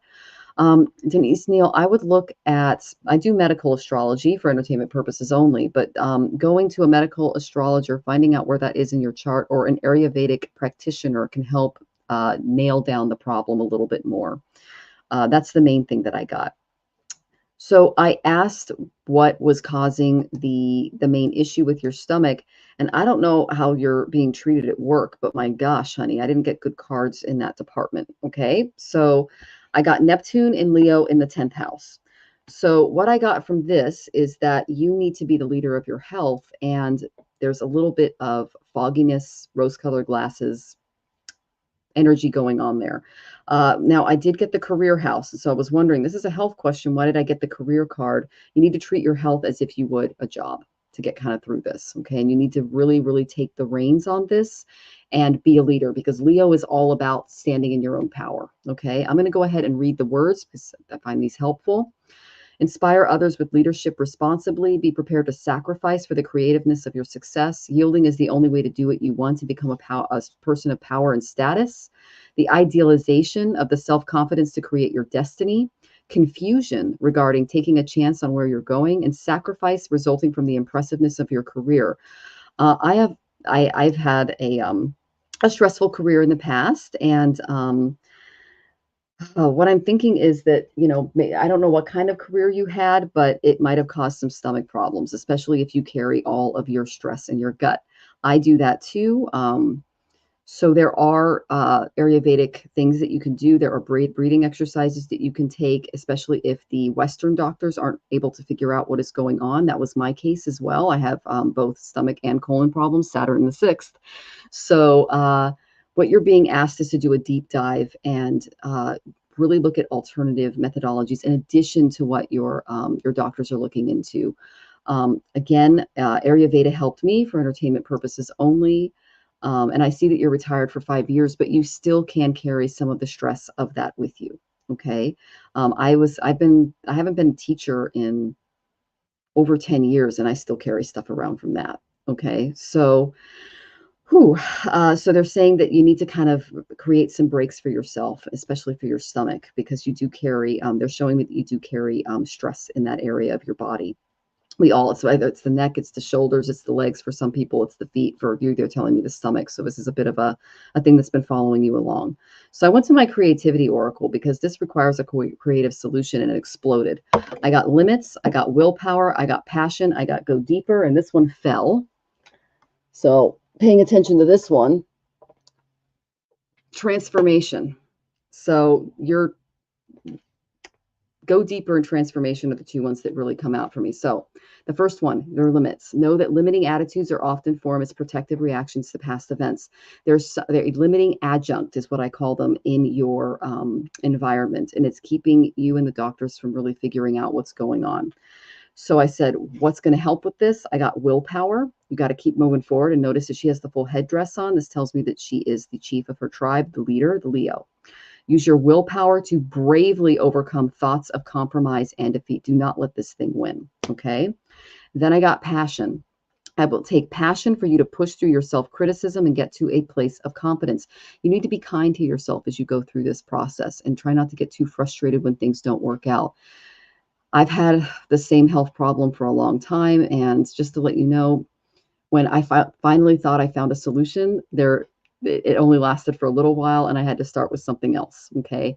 When we have sixth or eighth house energies that are negatively affecting our health, usually it requires a more a long response to find the answers. I got go deeper for the response. Expressing the deeper meanings in life while staying attuned to childlike wonder is the heart of all great art. But the go deeper is that I think you need to maybe visit another specialist or find someone outside of the network that can provide an additional prognosis that can help your main physician better advise you. Okay. And then I got that you're just going through a lot of transformation right now, and allow the energy of fear to be transformed by love, creativity, and compassion. So this is clearly, it's emotionally caused. It's definitely linked to stress.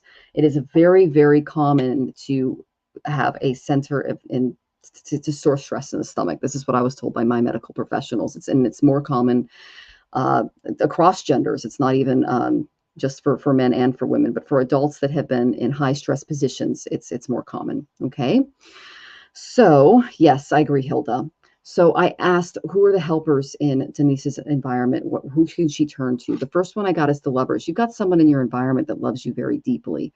I attract love, abundance, success, happiness, and fulfillment. Get this person in and around you as a support system so you can be kind to yourself to the point where you are self-confident enough to really work with your medical team and seek opinions that are less we don't know what's going on, less dismissive, and more toward finding solutions towards your problem.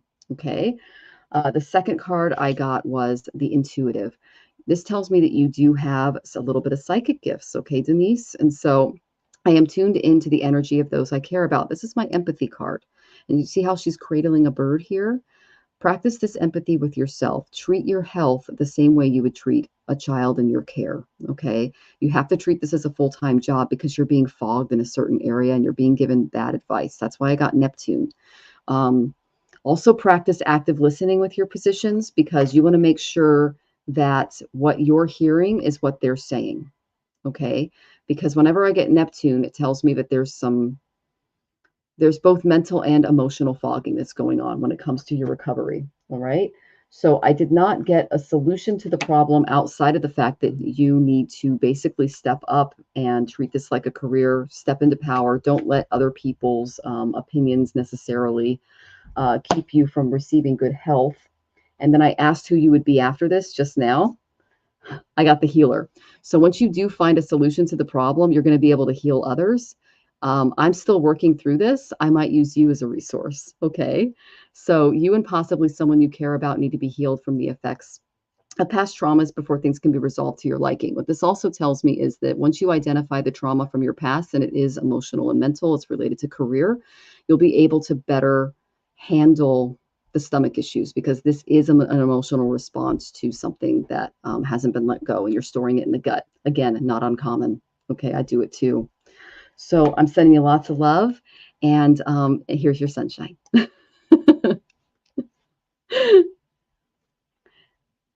Oh, and you're on mute, David. Oh, David, we can't hear you, hun. There you go. I mute myself because I shuffle my cards and I often get complaints that it's too loud. I'm gonna try and buy myself just a little bit of time here. You were a nurse and you retired for 5 years. What are you doing now with your time? Is it like you're bored and you don't have anything to do, or are you doing stuff? While you're typing out that answer, I got so many threes in this reading. I want to ask Michelle, what is the meaning of the number three? I got 4 threes out of 7 cards. Threes are associated with the planet Jupiter, which indicates success, luck, achievements. And Jupiter is in Taurus right now, which would indicate be aware of any overindulgences that are happening regarding diet. Okay. Now, come on down here. What I'm getting from this is Ace of Swords. It's a sword of truth. I'm almost wondering that when you retired, and it's crossed by the Five of Wands, which I refer to as the drunken hillbilly brawl card. You were a nurse. I'm assuming that you were a nurse and you did everything. It's like pow, pow, pow. There's no time to think. Go, go, go all the time. And you're saying you can't do anything now because you're too sick. It either is because you were doing, and that's kind of where I wanted to go with it. It could be that all the action and energy on you has just wiped you out, but you're going to get through this. You've got the Ace of Swords. You're going to get through this. The other angle was that when you retire, if like you had retired and you weren't doing anything, your body's rebelling against you because it's like it's so used to that level of energy, it's trying to kickstart you. It sounds like it's the former, not the latter. Underneath it, I've got the Three of Swords, betrayal, heartbreak. Something happened. It might just be that you worked so hard, you made yourself sick, and you feel like you're letting people down, letting yourself down. So there's like this emotional component that comes with it. In the past, I got the Empress. This is the time for you to relax and heal and take care of your health. Michelle was just touching on that one. And the other part she was saying was being kind to yourself. Current situation is that card, the Six of Cups. It's a card of nostalgia. It's emotion. It's, it's taking, remember when you were sick, when you were a kid, you had your mom there. Typically it was your mom to sort of look after you. I remember when I was in college and I got sick and I realized, I don't have my mom here to take care of me. I have to do it myself. This sucks. It's like taking care of yourself, taking time for yourself, and giving yourself that space to heal. I realize it's frustrating that you don't know what's causing it, and it feels like you're being let down by the medical science field and stuff like that. Keep working with the doctors. Michelle said you might need to work with some different people. I'd recommend that. Keep working on this. Keep working on this. You guys are going to get to the answer on this one, and you got the Three of Cups to celebrate it. You will get there. They don't know what's going on right now. They will get there with it, and it's going to help you start a new journey. The only reason why I was asking if you were working is that it might just be that in your retirement, you need to figure out what you need to do to start your journey on your retirement. And once you've got that sorted out, all these things will sort themselves out too. It's almost like you have to have that goal, that inspiration. Like, I want to teach skydiving lessons. Lord knows what it is. And then now that you've got that goal, it's what's going to motivate you to keep fighting through this and figuring out what's causing the stomach problems so that you can start on this new journey. It might just be that you're not ready to go on this journey yet because there's something you need to let go. I don't know what that is, but that's why you work through it and you'll figure it out. I'm saying is you will figure it out. You will look at this, you will figure it out, it will succeed. You just got to get the right people with you on that. Fabulous. Thank you, David. And she's doing acupuncture. And Okay. yeah, a gastroenterologist is excellent as well, especially if you haven't seen one yet.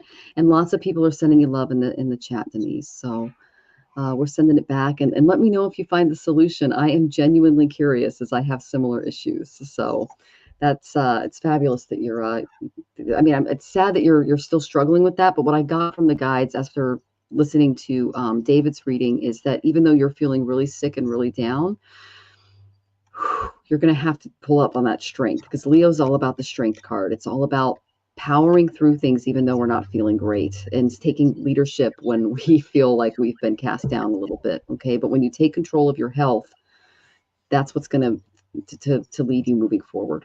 Okay. Denise, what did you do before? I'm sorry, for some reason I thought you were a Yeah. nurse. What did you do before that? I'm just out of Oh curiosity. yeah, of course. Yeah. Oh wow, frog song. I do too, and it turned out to be ulcerative colitis. Oh Okay. God, that's horrible. Wow. Yeah, I know My wife, diverticulitis runs in my family, and then there's some other things too. So you got to be careful with your diet is another thing that I saw. So obviously. So okay. Well, we'll wait to hear. Oh, manicurist. Okay. oh, okay. Manicurist. You worked with a Oh, lot of chemicals, dear. You and worked you with a lot a of lot of stuff. people yeah, I don't know if you've ever seen, there's a show called Claws, and it's a hilarious show about a manicurist who gets into crime, and then she takes on like these kingpin mobsters and stuff. But anyways, I don't know. Every time I've had my nails done, they're a little, they're resting right now. Uh, I sit next to women who just share everything. And if you're an empath, dear, you probably took on Ooh. all the stuff that they were going on. And this is how it affects me. It gets to my stomach. I get stomach aches when I'm in and around negative energy. So you might want to work with an energy healer that can help you create protections or shields. I noticed that there's a lot of crystals in and around David. Mm-hmm. The ones that were recommended to me were selenite and black obsidian. You can carry it in your purse. You can just put it in your bra or a pocket or something. There you go. He's got it on hand. So there you Actually, go. my Black Obsidian's this one. Oh, there you go. And he has it on hand. So that's perfect. So you might want to look into that clause. Yes, it was such a good show. And here's the selenite. Yes. So you can actually, in putting them together, the selenite will charge the black obsidian. And we do have a moon coming up. So charging them under the moon and then bringing them with you throughout the day can help as well with the stomach issues. Okay. So yeah, she said, can you recommend one? Those are the two, black obsidian and selenite. Is there another one you would recommend, David, for stomach Um, or? for grounding, Mhm, um, black tourmaline. mhm. Let's see, grab something real quick. I'm just sort of scanning the cabinet there. Um, black tourmaline is this is the rough form of it. Okay. It has a lot of Striations. a lot of uh, Striations? thin vertical on it. This is Hmm. like quartz with black tourmaline inside. They call it tourmalated quartz. It's really cool. The tourmaline is a really good grounding thing. This is in the tourmaline family. It's a tower. It's a lot more solid. It's not as brittle as the black tourmaline, but all of those are grounding. And pretty much, if it's black, it's grounding. Even Hmm. like my bracelets are matte obsidian. Ooh, I love that. It's really, I love my bracelets. I keep breaking them. I need to go get them fixed and order some new ones. They're gorgeous. Thank you for showing us your crystal babies. That's great. I find crazy lace agate to be really good when my thoughts are all over the place. Um, Amethyst is really great for anxiety. I keep it when I'm doing my readings up here. And obviously, the black obsidian and the selenite, I just carry a wand. I actually found this on the ground outside. Oh, nice. So it was just spirit giving me a little love. But yeah, so anything that you keeping them together helps because they help charge each other. And then under the next moon, what do you do with the crystals? So what you want to do is put them on the sill. Uh, and the next moon, that's next week, and basically just they can charge. You could put some intentions into them. There's a lot of things that you can do. Oh, Hilda has amethyst, rose quartz, and green angelite. Those are all excellent. Actually, I have a crystal deck. Let me see what they say, and we'll give you a little extra love. Okay, Denise, I understand the stomach stuff. Sometimes Denise, it's just having them around you. Like if there's a table that you sit in on your computer, you can put them there. When my wife's mom died, I put some rose quartz palms in her car because she was driving around. So it was just a way to put some of that happy energy while she's driving and maybe thinking about her mom. Just around. You are They're great so decorative wonderful. items. That is so nice of you. I love that. I got malachite. So this tells me that this might be a heart Mm. issue. This is an emotional thing that you might be holding on to. But what malachite brings is it brings prosperity. There's a positive shift in your flow of divine support. So this could attract the right doctor or physician to you. There you go. And of course, he's got the most gorgeous piece of malachite. So you might want to obviously purchase responsibly, but that's something that you can carry with you that will hopefully bring you the right physician for your problem. So all right. So thank you so much, Denise. And she goes, oh, thank you guys so much. You're so welcome, honey. And yeah, thank you. It's great having your energy with us today. So we have one last tipper, and it is Miss Patty D. And she says, I looked at 3 retirement communities. Congratulations. I will be moving to one of them. Keep looking, stay where I am. 2 are near, 1 is far, need some guidance. Thank you. Keep looking. That was the first psychic hit I got, and my guides confirmed it. Okay, Patty D. Uh, doo, doo, doo. The first card I got was Uranus in the first house. So Uranus is the same as the tower. He likes to create lightning strikes in our lives. Usually he hits us in our 42 to 44 years old. He tends to strike a little lightning in our life to change our life direction. And the 4th house represents real estate. So you are going through a major, major upheaval in this department. So I asked about all 3 and I didn't get good cards for them. And I'll explain that. I got the Hanged Man, okay, and it came up reversed, okay. So what this tells me is, Oh. don't panic, or you'll trip yourself up. And I had a card just fly off. I'll pick that up. Are you getting something similar, David? Oh, I was just laughing. It's like, oh my god, Yeah, pick one of those, throw yourself right in front of the bus. Oh god. yeah. So I got the Hanged Man. They're saying that you need to see things from a different perspective before choosing the place. Okay. Um, there are some difficulties that are happening with these various locations that are beyond your control. And you don't want to be stuck in a property and not be able to move. Okay.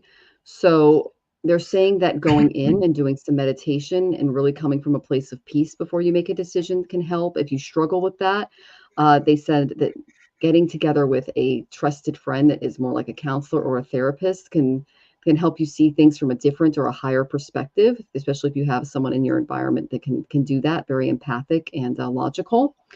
Um, okay.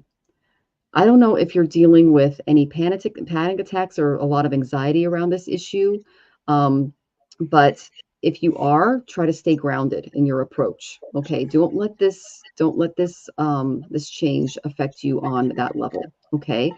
And don't hang on to an idea of where you would like to live right now, because you're afraid that something better may not come along, because there is something better coming along.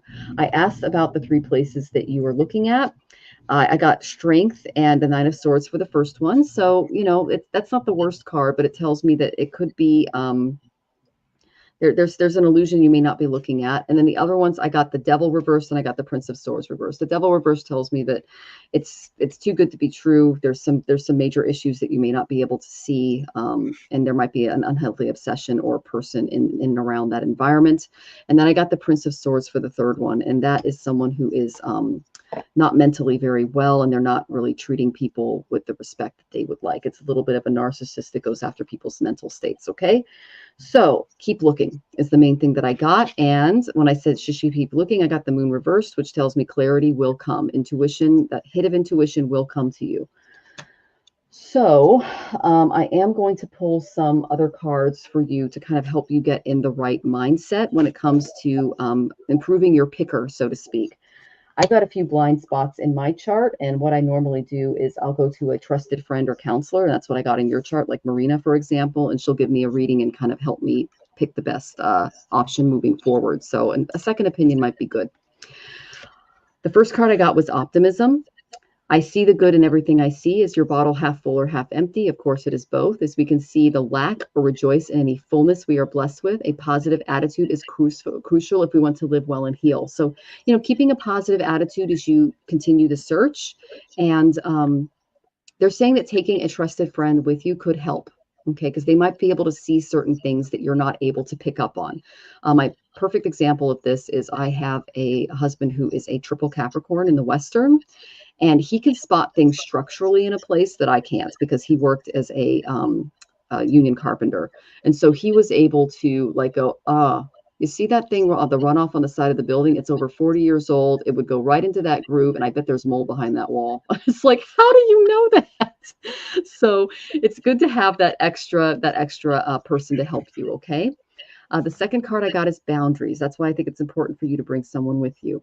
I make boundaries and I respect them. No one has the right to trample on your words, your feelings, or your personal space, no matter how close or well-intentioned they are. Be respectful of the rights of others, and you do have the right to be alone. So don't let others try to make this decision for you. It needs to be yours. You are coming from a hanged man moment, which tells me not to make a decision yet and to wait and sit in meditation, because the timing and clarity will come. But I didn't get that the three places that you're looking at are ready yet. The timing is not there, and it's not really working out for your best interest. And so I'm going to pull a Yogananda card for you, because this is a big spiritual shift coming in your life. And I got I Live by God's Light. And this is Therese Newman. So she was a very famous Catholic stigmatist, and she inspired Yogananda's pilgrimage through Bavaria and helped him through there. So this tells me that you may feel like a little bit of a fish out of water in the new environment, but you have valuable energy to give the people that are living there in and around the environment, but it hasn't come up yet. Okay. I hope that was helpful, and I'm excited to see what David has to say.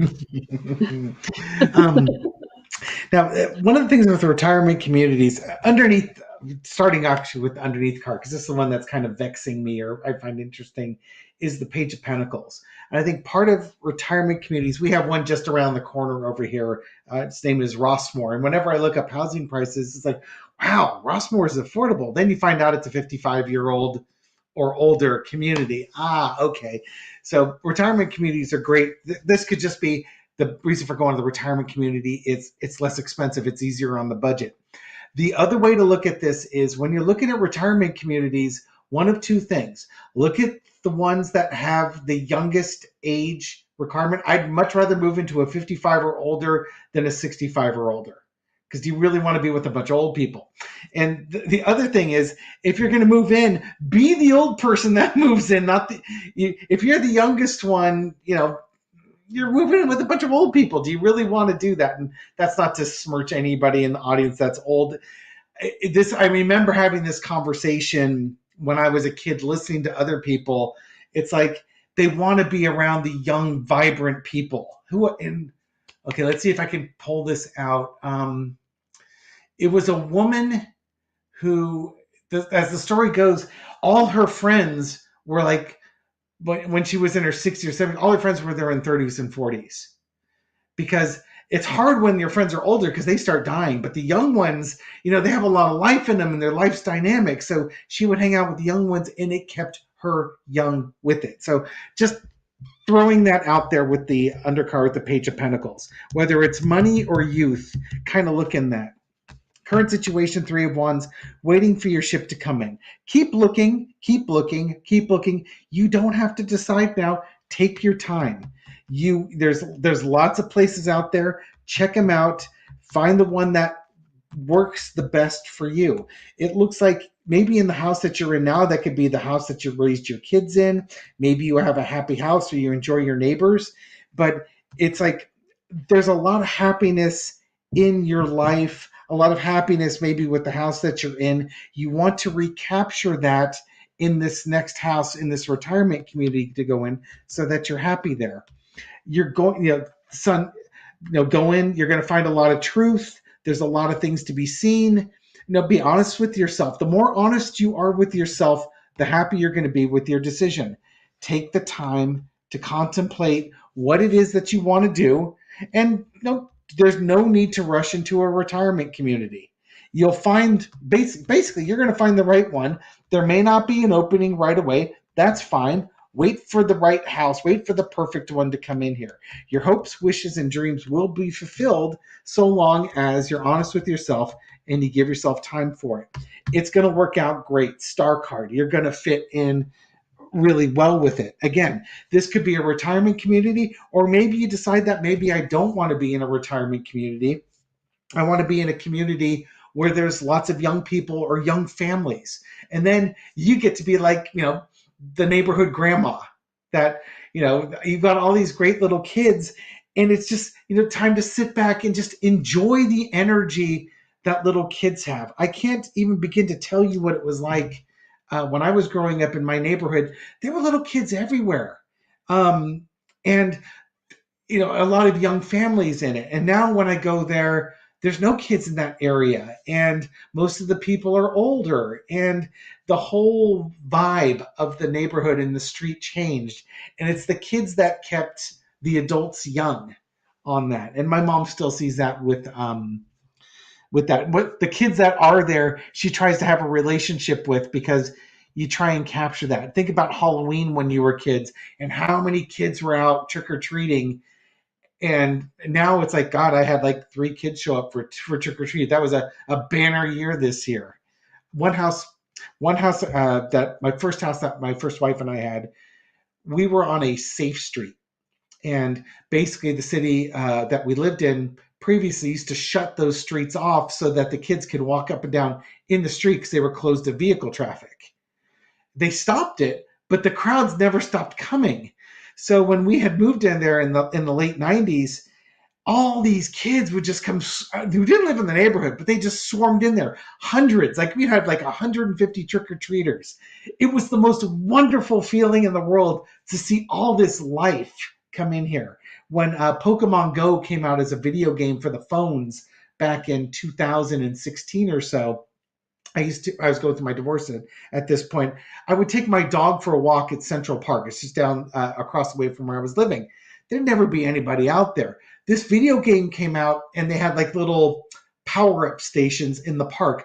All of a sudden, there's 40 or 50 kids out there with their phones. Now, they're just playing this game, but there was energy and there was life, and God, I miss that.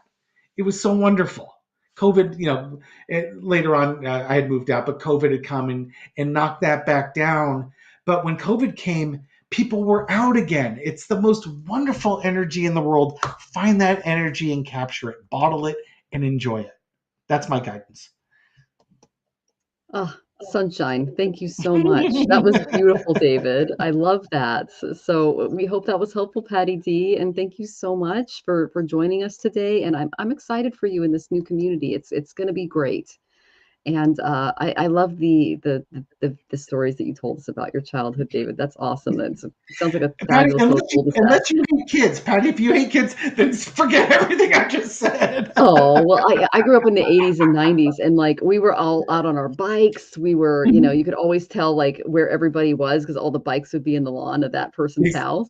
Yes. Yeah, and, we got into the Pokemon Go thing hard in 2016. I was also recovering from my divorce, and so it was a great way to me get go out on nature walks and, play in the park in the areas out here, so Yeah. it was really fun, and just to kind of it brought a lot of people outside to our area too. So, all right. Well, that is all of the main questions. We are past 6 o'clock, and I did promise David that we would only go for 2 hours, and we're over. So I want to thank everybody for coming, and thank you so much for joining us. And yeah, this was great. I really appreciated all of the wonderful comments in the chat. You guys were wonderful, and we appreciated the energy. And I'm here every single week, guys, and I'm also on other people's channels, and David is as well. And that said, what do you have coming up, David? Anything that the audience can follow? Yes, on next Tuesday night, Marina at Heart Center Tarot and I on alternate Tuesdays do our Taco Tuesday. And as a special treat, my twin brother, is going to be on the show with us. So it's going to be the three of us doing that. And I just did a show with Linda G yesterday. And after the show, Linda already booked me for June 15th. So in about a month, I'm going to be doing another thing with Linda. And this time my brother will also be with me. So we'll be in the same room. And if if she had fun with just me, oh, just wait till we unleash the twins on her. It's going to be a blast. Oh, that's wonderful. Awesome. Okay, so I am here every Wednesday. We're going to have Ivana's Light Intuitive on. I am also on the other Tuesdays. I am on Marina's show. Okay. So it's again, and then we have Gerald on. He's Tarot Stash every other week. So I'm really excited for that. Anything that we have coming up, you guys can check out in our community tabs. And I just want to thank everyone for just bringing all of the love and the respect and the great comments. And know that you can get a reading from me, or you can always contact David as well. All of our links are in the description as far as the services and things that we offer. So if you haven't subscribed to David and you're in my audience, please do. He is a ray of sunshine, and he's just been absolutely lovely to have on the show. So thank you so much, David, and I'm wishing you lots of love as we go into the next week. Thank you So very much, Rochelle. It's been yes. an absolute joy to be here. Thank you. I really appreciate it. And we're sending you all lots of love as you go into the week. Take care, everyone. Good night.